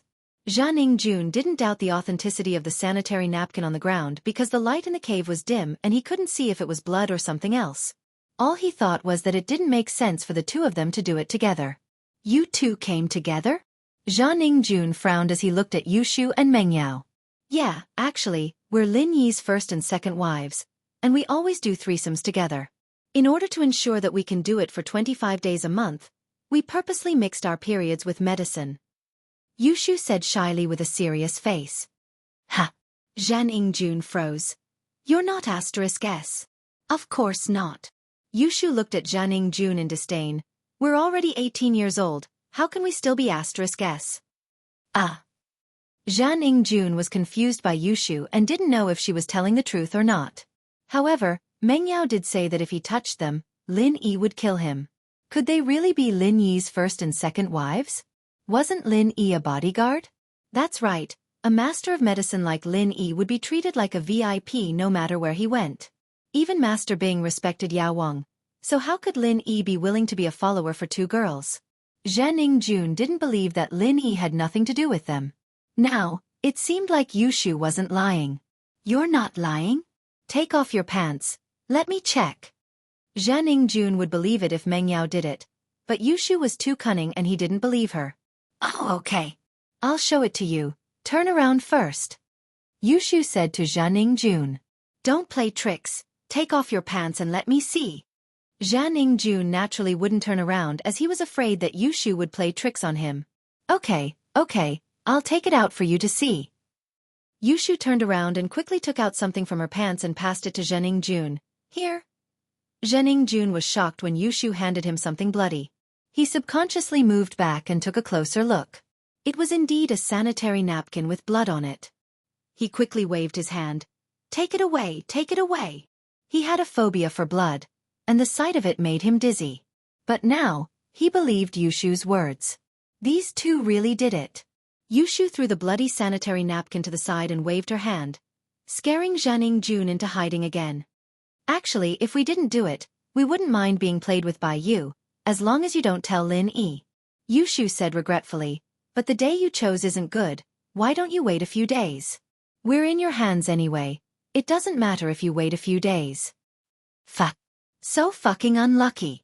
How can it be red? Jianjun saw that he had no chance and ignored Yushu.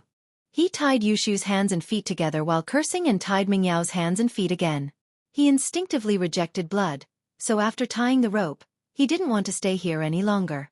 He stood up and walked out of the cave. However, as soon as he reached the entrance of the cave, Jianjun burst into laughter again. Wahahaha! It seems like even the heavens want me to be rich. Jianjun suddenly remembered that if he didn't touch Mengyao and Yushu, didn't Pengzhan promise him another 50 million?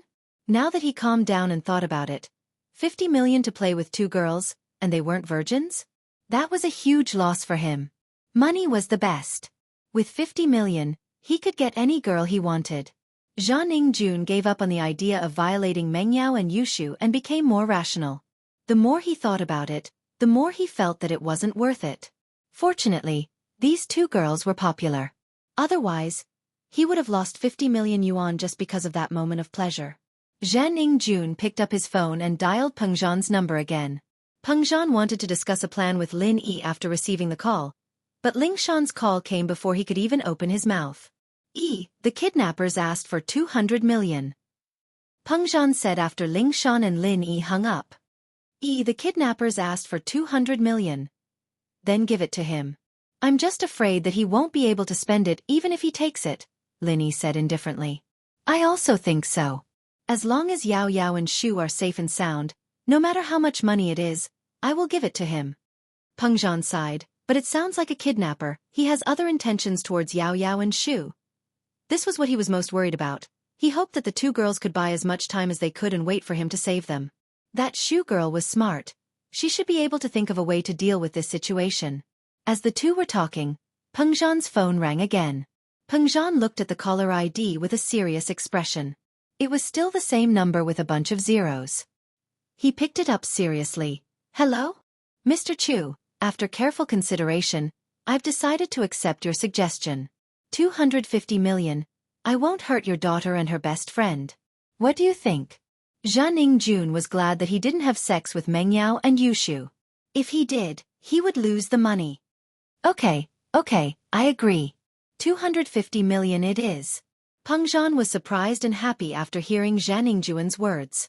He had already prepared for the worst and didn't expect the kidnappers to agree to his suggestion. It seemed like the kidnappers valued money more than anything else. Peng Zhan didn't know that Yushu caused a strange incident that made Jianghu give up. Great. But I don't want you to give it to me later. I want you to give me 250 million together. Is that okay? Although Jianghu knew that Peng Zhan had a good reputation, that was only for business partners. He was playing the role of a kidnapper. How could he talk about his reputation with a kidnapper? Chapter 883. Chapter 0882. Borrowing money from Lin Yi. With that thought, Peng Zhan nodded. Okay, I promise you. But how can I give you the money? After I give it to you, will you let my daughter and Shu go immediately? I'll give you an account and you can transfer the money there. After I check the account, I'll give you an address. Tell the man named Lin Yi to pick up your daughter and her best friend. Remember, he can only come alone. If there are too many people, we will kill the hostages. Jianghu said. Of course, I believe that Mr. Chu is a smart man and won't call the police. The masters around me can kill Faubert, so naturally, they can also kill your family silently. Although Peng Zhan was suspicious why Jianghu asked Lin Yi to pick up the hostages, he only had Lin Yi by his side. If Lin Yi didn't go, who else could he ask? Okay, I won't call the police. I hope you will keep your promise. Peng Zhan said. Don't worry, we kidnappers have our own rules. Just look at our professionalism and you should believe that we are professionals. Jianghu said, the account number is XXXXX. Jianghu told him the account number and after Peng Zhan wrote it down, he confirmed it with him before hanging up. After the threat, Jianghu believed that Peng Zhan wouldn't dare to call the police. With Ma Zhu's strength, Peng Zhan would definitely be afraid that he would take revenge on him. Peng Zhan was now an influential figure in Peng Zhan Industries, so no one dared to say anything when Peng Zhan mobilized the company's cash flow. However, the total cash flow was only 210 million. Of course, this was at the expense of the company's future operations. Peng Zhan Industries wouldn't have a single cent of liquid funds left once the 210 million was taken out. It would be a fatal blow to Peng Zhan Industries, but Peng Zhan didn't care about that. He was worried about his daughter's safety. Even if he had to resign from his position as chairman and give his shares to the shareholders as compensation, he didn't mind. Lin Yi didn't know much about business operations, but he did know what would happen if a company ran out of liquid funds. Uncle Chu, let me help you. Lin Yi said when Peng Zhan was about to withdraw all of the company's funds. You? Peng Zhan was slightly taken aback. He didn't know that Lin Yi and Fatty Lai had started a company, and Meng Yao didn't tell him either. He only thought that Lin Yi and Fatty Lai had a good relationship, but he didn't know that Lin Yi played a role in Miracle Dr. Guan's medical company. Ha! Lin Yi took out his phone and called Fatty Lai. Fatty Lai, how much cash do you have? Boss? Cash? Why are you suddenly asking this? What's wrong? What happened? Fatty Lai asked. It's an emergency, Lin Yi said. Cash, we can only get 30 to 40 million at most. All the money from the auction was used to buy the production line and build the factory. Our products aren't on the market yet, so most of the funds are stored in the warehouse for medicine. Fatty Lai explained. 40 million, that's too little. Lin Yi sighed. He didn't expect money to be so careless. Opening a medical company required so much investment. In fact, Fatty Lai also wanted to be the biggest medical company, and he bought the most advanced production line in the world. Miracle Dr. Guan's medical company was different from Dr. Kang's medical company. Other than injury medicine, Miracle Dr. Guan would also release more advanced medicines such as painkillers. If it was possible, the pill of life extension and toxin cleansing could be mass-produced as well.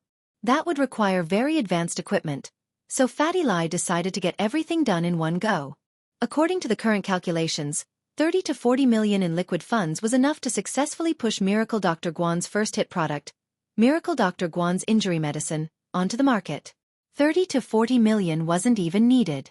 Because of the poisoning of the first middle school students, Miracle Dr. Guan's medical company's name had already spread far and wide.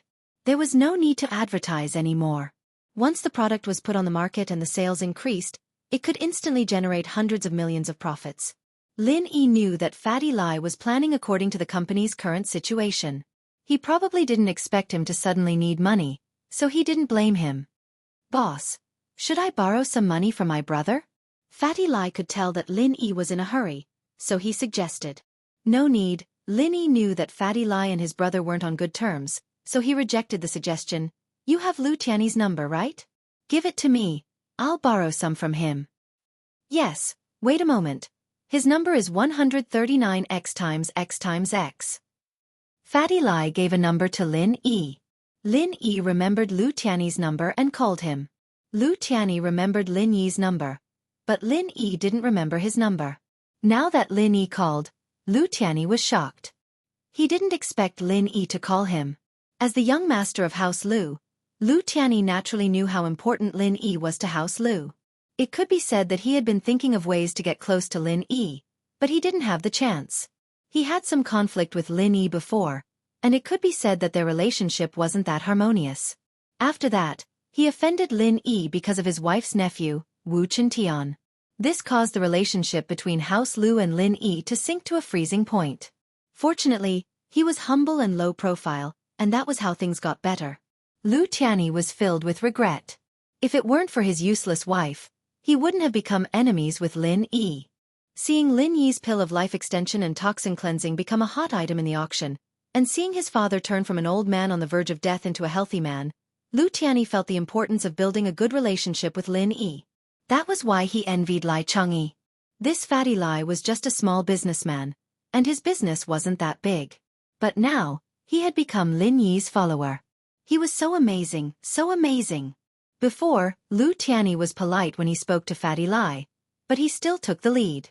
But now the two of them had swapped positions, and Lu Tiany and Fatty Lai were talking very carefully. It couldn't be helped. His boss was amazing. Chapter 884. A changed mind. So, Lu Tiany knew that if he wanted to keep in touch with Lin Yi, he couldn't cut off contact with Fatty Lai, especially when Fatty Lai wasn't that powerful yet. In a few years, House Lai might even become the #1 noble house. However, Lu Tiany didn't expect Lin Yi to call him. Lu Tiany took a deep breath and picked up the phone carefully. Hello, I'm Lu Tiany. Mr. Lu? I'm Lin Yi. Can you lend me 100 million? Lin Yi didn't waste time and said directly, if you don't return it, I'll return you a pill or treat your family for free. Sure, it's just 100 million. Miracle Dr. Lin, if you want to use it, just take it. What do you mean by not returning it? Isn't it too vulgar to mention that? Lu Tiany was just worrying about how to get closer to Lin Yi, and now Lin Yi called him to borrow money. Lu Tiany was so happy that he could die. How could he not agree? As for whether Lin Yi would return the money or not, that was secondary. Building a good relationship with Lin Yi was the most important goal. Thank you in advance. I'll text you an account number, and you can transfer it to me, Lin Yi said. Okay, no problem. Lu Tiany agreed quickly. These days, there weren't many people who begged others to borrow money, but Lu Tiany was definitely one of them. He didn't even want Lin Yi to return the money. Lin Yi didn't say anything and hung up. Peng Zhan's eyes widened as he looked at Lin Yi in disbelief. When Lin Yi and Fatty Lai were on the phone, he heard it from the side. When he heard that Lin Yi wanted Lu Tiany's number, he thought he heard it wrong. Who was Lu Tiany? The young master of Yanjing's noble house. Lin Yi wanted to borrow money from him? Did he hear it wrong? However, after Lin Yi called Lu Tiany, Peng Zhan realized that what he heard was the truth. Lin Yi really did borrow 100 million from Lu Tiany, and it didn't take any effort or persuasion at all. The guy seemed to be very happy to lend the money to Lin Yi. Uncle Chu, I borrowed 100 million from Lu Tiany first. Don't use all of the company's liquid funds, it'll affect the company's operations, Lin Yi said with a smile as he looked at the shocked Peng Zhan. Yanjing's house lose Lu Tiany? Peng Zhan still couldn't believe it. That's him, Lin Yi nodded. Give me the account number, I'll have him transfer the money over. Peng Zhan took in a deep breath. He didn't think that Lin Yi would have been in Songshan for such a long time already. It was no wonder why he didn't put House Yu in his eyes back then, even daring to kill House Yu's men. As it turned out, Lin Yi borrowed 100 million from another noble house's young master in such a calm and unquestionable tone, and the guy was happy to lend it to him. With Lu Tianyi's 100 million, Peng Zhan easily transferred the remaining 150 million to the kidnapper's account number. About 10 minutes later, the kidnapper called again. It was still the same number that was full of zeros. Peng Zhan picked up the phone. Hello? Mr. Chu, you have a good reputation. The ransom is in so quickly. Zhen Jun was a little excited. He didn't know that being a kidnapper had such a bright future. He got 250 million just like that. Even if his father worked hard as a pirate, he wouldn't be able to get that much money in a year. If he kidnapped more people in the future, wouldn't he have an endless amount of money? When can I see Yao Yao and Shu? Peng Zhan sighed in relief when he heard that the kidnapper didn't intend to go back on his words. Since Mr. Chu is so straightforward, how can I disappoint you? I'll tell you the address, and you can tell Lin Yi to pick them up, Zhen Jun said. But I hope Mr. Chu remembers my words. Don't call the police, or you'll have to bear the consequences. No problem, I just hope that my daughter and Shu are safe, Peng Zhan said solemnly. South Mirror Mountain, there are 2 cars at the foot of the mountain. A Mercedes-Benz 600 and a Toyota Previa. Just get someone to follow the road in front of the 2 cars. Zhen Jun said. Okay, I'll remember it. Peng Zhan knew about South Mirror Mountain, but he didn't expect the kidnapper to bring his daughter to such a desolate place. It wouldn't be easy to find them with just the police force. Zhen Jun didn't say anything else and hung up the phone. He was waiting for Lin Yi to come and give Lin Yi a fatal blow, making him stay in South Mirror Mountain forever. He got the money, but the hatred between Zhen Jun and Lin Yi hadn't been resolved yet. How much did this guy make him suffer? He must make him pay back 10 times, 100 times. South Mirror Mountain, Lin Yi, they specifically asked you to bring Yao Yao and Shu back. Peng Zhan hesitated and said to Lin Yi, I feel like they're plotting something. Otherwise, why didn't they just release Yao Yao and Shu directly? Why did they ask you to go? Heh, maybe they want to deal with me. Lin Yi said indifferently, if I'm not wrong, I already know who did this. Who? Peng Zhan froze and asked. Zhen Jun. Lin Yi said, it can't be House Yu. From what I can see, it can only be House Shen. House Shen? House Shen of Donghai? Zhen Dazhou? Since when did you guys offend someone like that? Peng Zhan paused. He didn't have any interactions with Zhen Dazhou, let alone any grudges. Lin Yi briefly told Peng Zhan about what happened in the billiard room that day and how Zhen Jun lusted after Meng Yao and Yushu, as well as how Zhen Jun punished him after they left. Peng Zhan shook his head and smiled bitterly. He didn't blame Lin Yi because, strictly speaking, it was Yushu's fault and it had nothing to do with Lin Yi. Lin Yi, you're saying that other than money, they also want to deal with you? Peng Zhan thought for a while and said seriously. That should be the case. Although Shu asked me to do it, I'm the one who carried it out. Zhen Jun might hate me to the core. That master is probably waiting for me on the mountain. Lin Yi shrugged. It's far from the city, no one will notice if something happens there. It's a good place to kill. Chapter 885. Moving separately, this was obviously a trap. Since they saw through it, how could they go in? Ha, Uncle Chu, you're thinking the wrong way. I mean, there's no one there, it's perfect for me to kill them. Lin Yi smiled and said casually. Oh, you're confident? Peng Zhan paused after hearing Lin Yi's words. Yes. Lin Yi nodded and said confidently.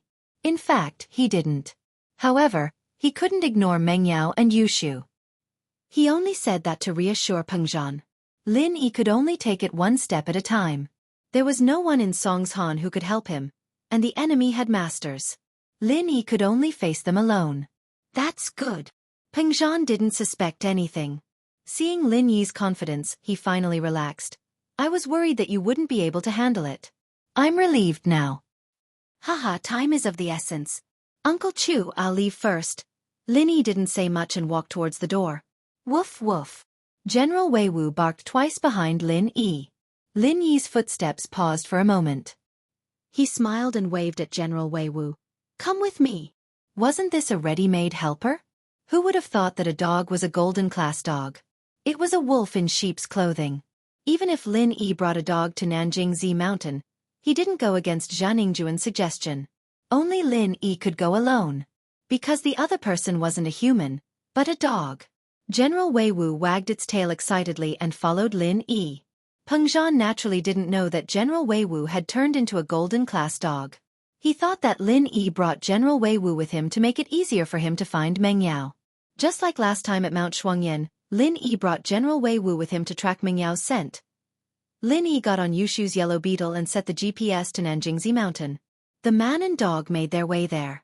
On Ling Shan's side, with Lin Yi's rejection, she naturally couldn't do anything.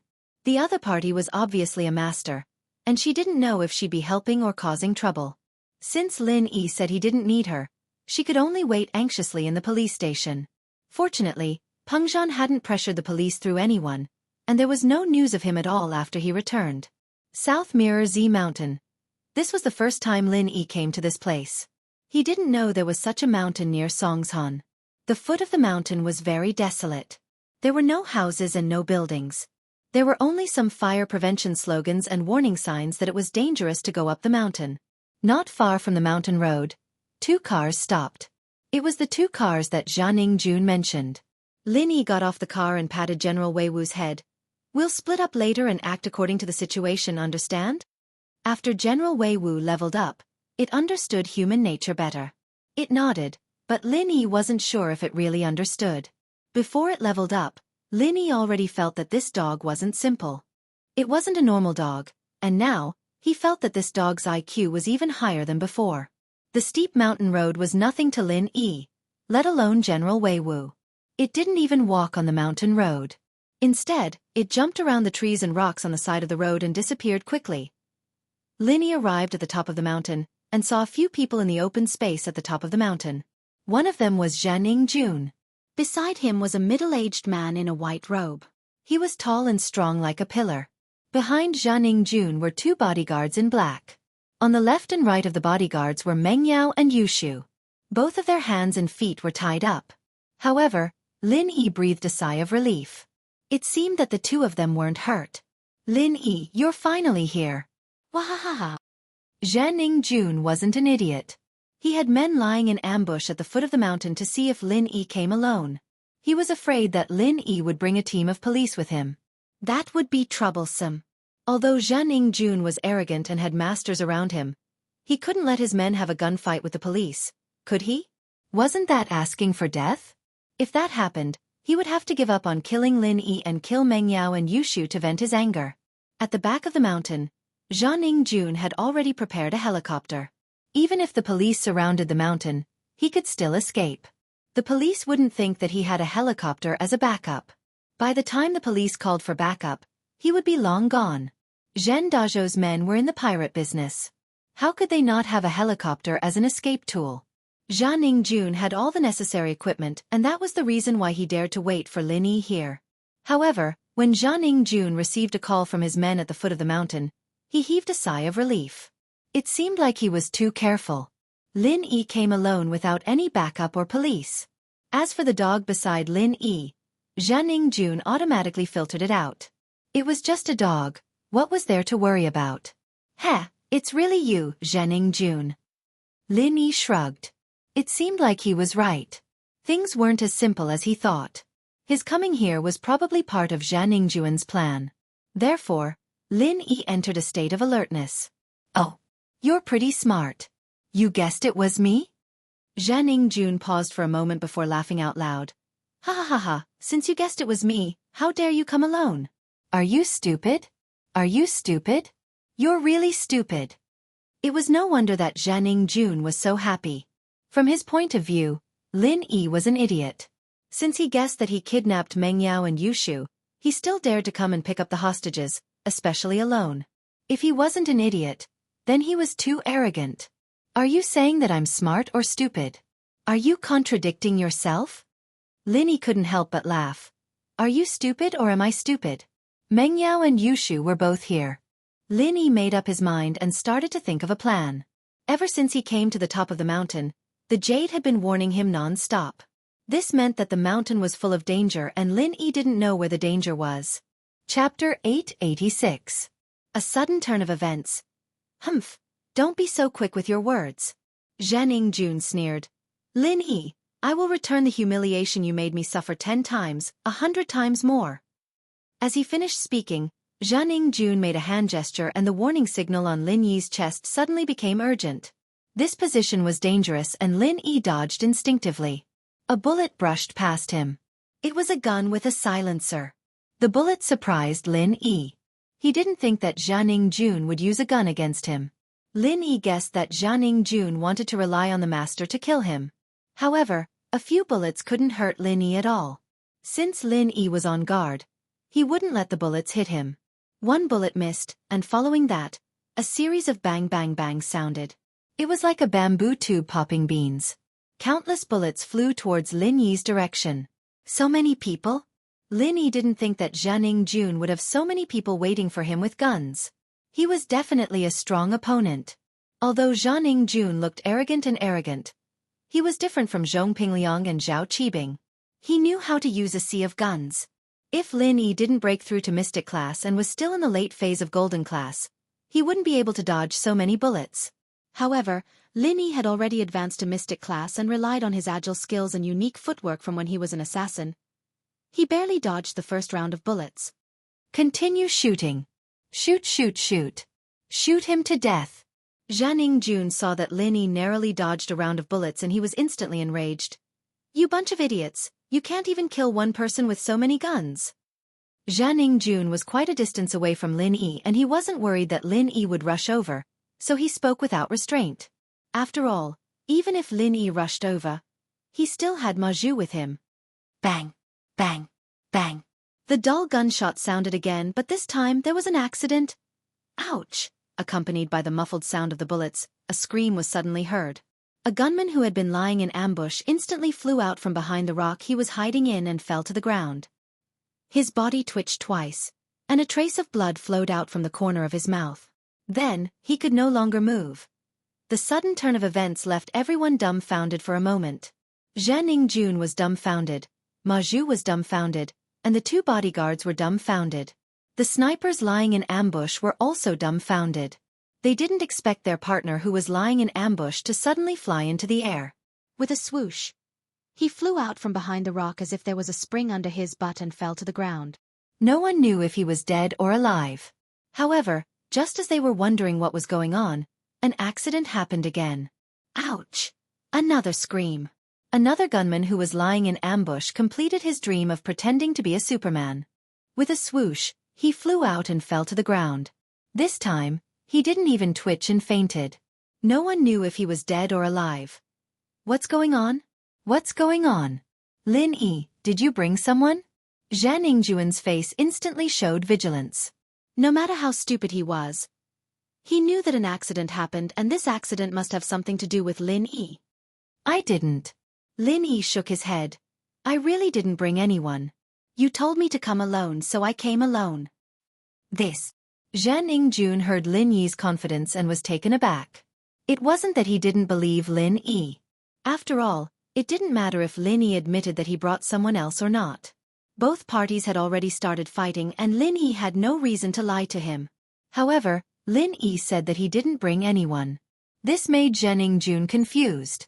Just as Xianxia was puzzled, another gun squad member who was lying in ambush turned into a flying man and flew out with a whoosh, falling to the ground like a corpse. The enemy has helpers. They don't seem to be human. Ma Zhu frowned as he said word by word. He was a master of physical attacks and defense, but his eyesight wasn't good. He only made his judgment based on the current signs. Young Master Jun, why don't we retreat a little? It's a little dangerous here. A bodyguard beside Xianxia suggested carefully. Xianxia was a little scared and didn't dare to show off anymore. He retreated behind Mengyao and Yushu, using them as his shield. Mengyao and Yushu were actually very excited when they saw Lin Yi coming to save them. Although Mengyao felt that it was dangerous for Lin Yi to come here, she suddenly felt relieved when she saw Lin Yi. That feeling was as if she found someone she could rely on. She was no longer afraid and nervous. It was a good and warm feeling. However, Mengyao and Yushu didn't know that Xianxia had a gunman lying in ambush nearby. They were brought out from the cave before Lin Yi came. So when they heard the gunshots, they were shocked. They even forgot to scream and forgot that they were in danger. They looked at Lin Yi nervously. They wanted Lin Yi to be careful, but they were afraid that Lin Yi would be distracted, so they chose to stay silent. When they saw that Lin Yi successfully dodged the bullets, Meng Yao and Yushu heaved a sigh of relief. It seemed that Lin Yi was quite powerful. Jianghu thought that he could kill Lin Yi with a gun? It was impossible. Then, Meng Yao and Yushu saw Jianghu's men flying out from their hiding places one by one and falling to the ground. They were as surprised as Jianghu, but a strange light flashed across Meng Yao's eyes. "Shu, it looks like General Wei Wu?" Meng Yao whispered to Yushu with uncertainty. Yushu heard Meng Yao's words and rubbed her eyes in disbelief. "What the hell? You're influenced by the company you keep. General Wei Wu has been with Shield Bro for a long time and has become so fierce. He's almost like a shield dog." Chapter 887. The General is Powerful Whoosh. Another member of the firearm team flew out and fell to the ground dead. The situation was too horrifying. There was no warning at all. One by one, the members of the firearm team died, and it finally ignited their fear. They were a group of pirates who lived on the edge of a knife, and they were in the business of putting their lives on the line. They weren't afraid of death, but they were afraid of dying for no reason. What was going on? Lin Yi was still standing there without moving, and a few of his men had died. Therefore, the firearm team went crazy and started shooting at Lin Yi. They thought that it was Lin Yi's doing, and as long as they killed Lin Yi, everything would be solved. Bang! Bang! Bang! Gunshots sounded everywhere, but there were still people who flew out from their hiding spots and died. "Wah! Shoot him! Beat him to death!" Jianghu roared in anger. "What the hell is this? Lin Yi, what the hell did you do?" Lin Yi's lips curved into a cold smile. "Firearm team? Just wait for your death. Since you're lying in ambush here, you should be prepared to die." However, although Lin Yi was disdainful of the firearm team, he didn't let his guard down. These people had gone crazy and started shooting randomly. Some of them were afraid that the curse of death would find them, so they started shooting everywhere. As he dodged the bullets, he moved closer to Meng Yao and Yushu as fast as he could. He was afraid that these people would hurt the two girls in their frenzy. "I'll kill you." Zhang Wushan was a small leader in the firearm team, but he was on the verge of a mental breakdown. He didn't know what to do as he watched his comrades die one by one. Especially when his brother, Zhang Wuyu, fell to the ground and died. Zhang Wushan was completely insane. He didn't care about hiding anymore and jumped out from his hiding spot. He held his gun and started shooting randomly. He lost his mind and couldn't differentiate between friend and foe. He even shot at Jianghu's direction. Jianghu was shocked and quickly hid behind Meng Yao and Yushu. As Zhang Wushan's gun sounded, Lin Yi frowned. He didn't care about anything else and ran towards Meng Yao and Yushu. This was because Zhang Wushan's shot was aimed at Meng Yao's direction. With his current shooting angle, he would definitely hit the miss if there were no accidents. Lin Yi didn't have time to warn Meng Yao as her hands and feet were tied up. It was impossible for her to run away. Lin Yi gritted his teeth and jumped in front of Meng Yao. At the same time, a bullet pierced into Lin Yi's thigh. Damn! Lin Yi sweated. Why was it still this part? Last time in the bank, he was shot in the thigh and Lin Yi was very embarrassed when he went to the hospital to get the bullet removed. He didn't expect it to be in the same position again. Ah! Meng Yao screamed. She also realized that Lin Yi was shot. He took a bullet for her? Last time in the bank, it was the same Lin Yi who was shot next to the miss, but Meng Yao didn't feel anything special at that time. But now, why did her heart hurt so much? Meng Yao felt as if the bullet had hit her heart, and it was a heart-wrenching feeling. "Lin Yi, how are you?" Meng Yao wanted to touch Lin Yi's injury, but her hands and feet were tied and she couldn't move. "It's so touching, Yao Yao sis. Shield Bro took a bullet for you. You have to repay him with your body when you go back." Yushu sighed. "Repay him with my body? Don't talk nonsense at a time like this. Didn't you see that Lin Yi was shot?" Meng Yao didn't know whether to laugh or cry after hearing Yushu's words. She didn't know if it was because she was avoiding the question or because she was worried about Lin Yi's injury. Either way, she didn't want to talk about repaying him with her body. But Meng Yao was thinking, would she do it if Lin Yi really asked her to repay him with her body? Would she? It seemed like she would. How was that possible? "Oh, Shield Bro is a doctor. It's not a big deal." Yushu was calm in the face of danger. She saw that Lin Yi was still standing and there was nothing wrong with Lin Yi. He didn't even have a muscle after being shot. She knew that Lin Yi would be fine. Lin Yi was indeed fine. It was just a bullet. Yushu was right.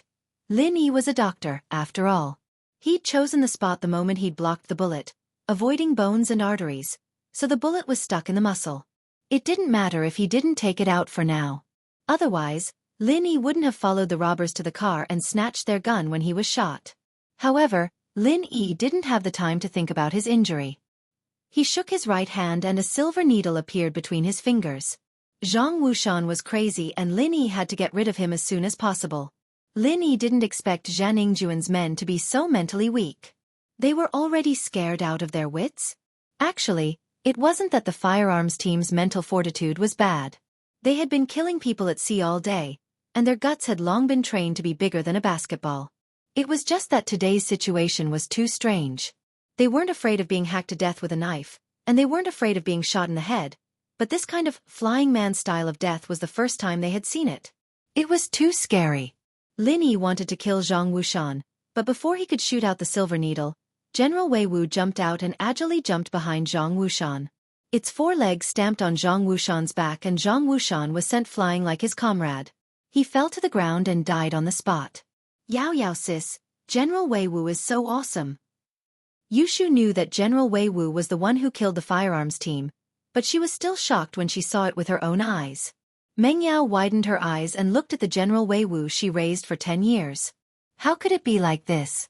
Why didn't she realize that General Wei Wu had such a powerful side? It seemed like it was different after Lin Yi healed it last time. Zhan Ningjun finally understood how his men died. They were kicked to death by a dog? Wasn't this world too crazy? Chapter 888. Your opponent is Mima Zhu had been a famous master for a long time, but he had never heard of a dog that could cultivate, let alone reach the golden class. Was this still a dog? The rest of the members finally knew what attacked them. They all turned their guns from Lin Yi to General Wei Wu. But General Wei Wu's target was smaller than Lin Yi. It jumped left and right to the back of another member. In the end, before the flintlock member could react, he was tragically shot dead by his comrades' random shots. Before he died, he didn't understand why he wasn't kicked to death by a dog, but was killed by his comrade. Did they treat him as a dog? General Wei Wu did the same thing, jumping left and right nimbly. Thus, a few more members of the firearms squad died under the muzzle of their comrades, and the few that survived were kicked to death by General Wei Wu. Master Ma, kill that dog. Kill it now. Zhan Ningjun screamed in horror. He didn't expect a dog to be so powerful that it could kill people with a kick. Ma Zhu nodded and took a step forward, ready to kill General Wei Wu. However, Lin Yi blocked in front of Ma Zhu. Your opponent is me, Lin Yi looked at Ma Zhu and said calmly. He couldn't see through Ma Zhu's strength. A physical master's strength wasn't determined by the amount of energy they had. They increased their level through training their body, so Lin Yi couldn't know how strong his body was. Move, you are not my opponent, Ma Zhu glanced at Lin Yi and said in disdain. Why don't we try and find out? Lin Yi smiled. Perhaps you are right, I am not your opponent, but when I fight a monster above my level, I can occasionally get a critical hit. What critical hit? Ma Zhu obviously didn't understand Lin Yi's words. Since you want to die first, then I will fulfill your wish. Ma Zhu was annoyed. He knew that the members of the firearms team were equally important to his boss. Although they worked for House Zhen, most of the money they earned flowed into his boss's pocket every year. Therefore, Ma Zhu wanted to kill General Wei Wu first to stop it from killing people, but Lin Yi didn't give him the chance. Anger surged in Ma Zhu's heart, but he also knew that it was impossible to save the members of the firearms team. Ma Zhu stared at Lin Yi, and a cold light flashed in his eyes. Since he couldn't save the firearms team, then he would vent his anger on Lin Yi's life. In an instant, Ma Zhu's aura was raised to the extreme, but a physical master's aura was much weaker than a spiritual master's. The energy on Lin Yi's body was released at this moment as well. The aura of a mystic early phase peak was even stronger than Ma Zhu, who was a mystic mid-phase peak physical master. Peak of the middle phase of the mystic division? Lin Yi knew that he couldn't pretend to be weak today. His opponent's strength was one level higher than his. How could he pretend to be weak? Although spiritual masters were always stronger than physical masters of the same level, that was only limited to the same level. Even if a spiritual master of the peak of the early phase of the mystic division fought against a physical master of the middle phase of the mystic division, it would still be very difficult. But if a spiritual master of the peak of the early phase of the mystic division fought against a physical master of the middle phase of the mystic division, then the chance of winning would be even lower. This was the situation that Lin Yi was in right now. Lin Yi had never met a master who was so much stronger than him. His face was very serious as he stared at Ma Zhu. He was already in battle mode. Peak of the early phase of the mystic division? Ma Zhu saw Lin Yi's strength and was surprised. Although you're stronger than Li Fu, that old thing, it's useless. Today you're dead. As he spoke, Ma Zhu moved. Both his feet stomped on the ground, and both his palms pressed towards Lin Yi's chest. He trained his defense first and then his attack, so he basically didn't have any moves to speak of. It was a completely head-on stance, and all the weak points on his body were exposed, but he didn't care at all. Lin Yi's face darkened. He didn't dare to take a palm from a physical master of the peak of the middle phase of the mystic division. Ma Zhu's stance also made Lin Yi confused. What kind of fighting style was this? It was a stance that didn't care about his life. He only cared about attacking and didn't even know how to protect his acupuncture points. Wasn't he afraid that he would ambush him? But before Lin Yi figured out Ma Zhu's fighting style, he didn't dare to make any moves. As Ma Zhu's palms approached, Lin Yi quickly retreated and barely dodged Ma Zhu's attack. Coward! Ma Zhu saw that Lin Yi actually dodged and ran, and he couldn't help but sneer. His tall figure suddenly turned into a black shadow again and rushed towards Lin Yi. As expected of a physical master of the peak of the middle phase of the mystic division. Before Ma Zhu's figure even arrived, the strong wind that he brought up already made Lin Yi's face hurt. Lin Yi frowned. Just dodging wasn't a solution, but Lin Yi didn't dare to fight Ma Zhu head-on. Ma Zhu's strength had already been proven by Faubert. Lin Yi's brain was working quickly to think of a countermeasure. Go to hell! Ma Zhu saw that Lin Yi kept retreating, and he felt great. He roared, turned his palms into fists, and punched towards Lin Yi again. He couldn't dodge anymore. Lin Yi knew that dodging wouldn't solve the problem. Therefore, this time, Lin Yi didn't dodge. Instead, he stood where he was, as if waiting for Ma Zhu to take his punch. Ma Zhu sneered, as if he could already see Lin Yi being beaten into a pile of mush by him. I'm not afraid of you not attacking. I'm afraid that you'll keep dodging. Ma Zhu knew his own strength. He wasn't afraid that Lin Yi would ambush him, but he was afraid that Lin Yi would play hide-and-seek with him. He was already a practitioner of the 8th level of the Golden Shield, and his bones were as hard as steel. Normal methods couldn't do anything to him, unless he could find his weak spot and break it. However, how could a normal person find his weak spot? Even his boss didn't know about Ma Zhu's weak spot, let alone Lin Yi. Ma Zhu didn't dare to be careless against a master of a higher level, but against an opponent like Lin Yi who was one level lower than him, Ma Zhu wasn't afraid at all. It didn't matter if it was an internal style or an external style. As long as the opponent wasn't strong to a certain extent, it wouldn't be able to cause any damage to Ma Zhu's body. Of course, Lin Yi didn't know that Ma Zhu was a practitioner of the Golden Shield. If he knew, he wouldn't have taken the risk. Chapter 889. Between a rock and a hard place, Ma Zhu was strong, but he wasn't fast enough. This was the conclusion that Lin Yi came to after observing Ma Zhu's 2 attacks. Qinggong was one of Lin Yi's strengths, so Lin Yi decided to use a sneak attack to get rid of Ma Zhu. Fight head-on? That was just to trick Ma Zhu.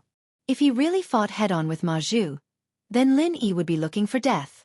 Ha die! Ma Zhu was proud of himself and thought that his fist was about to land on Lin Yi, but he suddenly realized that Lin Yi had disappeared. Ma Zhu was stunned. Huh? Where is he? Here. Lin Yi's words were followed by a loud bang. Lin Yi's fists landed on Ma Zhu's back. Lin Yi used all his strength in these 2 punches. He didn't hold back his strength at all. His goal was to heavily injure Ma Zhu.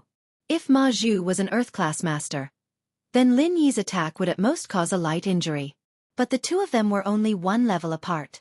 Although Lin Yi couldn't kill Ma Zhu with all his strength, he would probably injure him badly. This was Lin Yi's strategy. He would ambush Ma Zhu a few more times, and he wouldn't believe that he couldn't kill him. Although Ma Zhu was strong, wouldn't it be fine as long as he didn't fight head-on with him? Master once said that if the enemy was stronger than you, then you should avoid them and ambush them when they least expect it. The rules of the martial world were all nonsense to an assassin. The ultimate goal of an assassin was to kill the enemy, not to talk about the rules of the martial world. Lin Yi's fists landed heavily on Ma Zhu's back, but Lin Yi's face turned extremely ugly at this moment. Because Lin Yi felt that his fists seemed to have hit an iron plate, as if he wasn't hitting a human body. Moreover, the recoil from the iron plate was enough to make Lin Yi choke. A mouthful of blood spurted out from Lin Yi's mouth. Obviously, a portion of the force from the previous attack had rebounded back to his body. However, even though he was surprised, Lin Yi's feet didn't stop. After the attack, Lin Yi quickly retreated. As expected, just as Lin Yi dodged, Ma Zhu swung his fist and turned around, but he missed. "Kid, you're pretty fast, ha ha ha." Ma Zhu laughed. "How is it? You must be feeling great right now, right? TSK, you even vomited blood. Looks like your punch was quite powerful. But you didn't expect that you would suffer the consequences of your own actions, right? Ha ha ha ha ha." Lin Yi looked at Ma Zhu in shock and frowned in disbelief. At this moment, Ma Zhu didn't look like he was injured at all. Looking at him, it was as if the two punches weren't aimed at him. You're not injured?" Lin Yi took a deep breath and stabilized his body. He smiled bitterly in his heart. He went for wool and came home shorn. Most of the force that hit Ma Zhu returned to his own body. "There's no harm in telling you. My golden bell shield is already at level 8. Ma Zhu looked at Lin Yi mockingly. "I'm not afraid of you hitting me. If I hit you, you'll definitely die. How is it? Fun, right? Wahahaha. What can you do?" Golden bell shield level 8. No wonder. Lin Yi came to a realization. No wonder Ma Zhu was fine after he hit him, and he was the one who got hurt. He was a practitioner of Golden Bell Shield. There weren't many practitioners like him because it was a tough process before mastering Golden Bell Shield. The practitioner's mind and bones had to be exhausted and he had to suffer a lot of pain. If he didn't have a strong mind, he wouldn't be able to master Golden Bell Shield. Jianghu saw Lin Yi retreating and vomiting blood. He immediately cheered happily. "Master Ma is awesome. Master Ma is awesome. Kill this kid." Meng Yao and Yushu, on the other hand, held their breaths. In their hearts, Lin Yi was invincible, but Lin Yi actually vomited blood. And it was when Lin Yi was attacking someone. He wasn't even attacked. That's a little strange. However, although Meng Yao and Yushu found it strange, they knew that Ma Zhu was definitely stronger than Lin Yi. Because Ma Zhu didn't seem to be injured at all. "Lin Yi." Meng Yao saw that Lin Yi was injured and she couldn't bear to see him injured. There was a gunshot wound on his leg. Meng Yao knew that if Lin Yi didn't come to save her, he wouldn't be injured and wouldn't need to fight with Ma Zhu. Why did he protect her so much? Was it because of the 30,000 yuan salary? He didn't have to do this. Ha! Lin Yi smiled at the miss and wiped the blood on the corner of his mouth. "Wait for me to kill him, then I'll bring you home." In an instant, Meng Yao's eyes were wet and tears flowed out uncontrollably. He was always so nice to her. "And?" Meng Yao nodded hard. "Let's go home together." "Kill me? That's ridiculous." Ma Zhu snorted at Lin Yi's words. "I'll stand here and let you hit me, can you kill me?" Lin Yi looked at Ma Zhu alertly and thought of a countermeasure in his mind. It could be said that Ma Zhu was the strongest opponent Lin Yi met after he came to Songshan. Not only was he one level higher than him, he also practiced the Golden Shield. In other words, all attacks were useless against him. Unless Lin Yi was stronger than Ma Zhu, he wouldn't be his opponent at all. What should he do? Lin Yi fell into a dilemma. In the past, Lin Yi followed the principle of running away if he couldn't win. He didn't have any psychological burden because his master once said, "Where there's life, there's hope." However, Lin Yi couldn't leave today. If he left, what about the Miss and Shu? Could Lin Yi leave them alone? Lin Yi couldn't. Lin Yi believed that if he left, with Ma Zhu's arrogant personality, he wouldn't let Meng Yao and Yushu go. And he didn't know what Jianghu would do. Lin Yi silently chanted the art of dragon mastery in his mind to heal his internal injuries. However, because he didn't enter the jade space, the effect was minimal. "What? You don't want to fight? If you don't want to, I'll fight you." Ma Zhu laughed and attacked Lin Yi again. Before Ma Zhu could get close to him, Lin Yi moved away agilely again. However, his eyes were filled with anxiety. He couldn't go on like this. He couldn't keep fighting Ma Zhu like this, could he?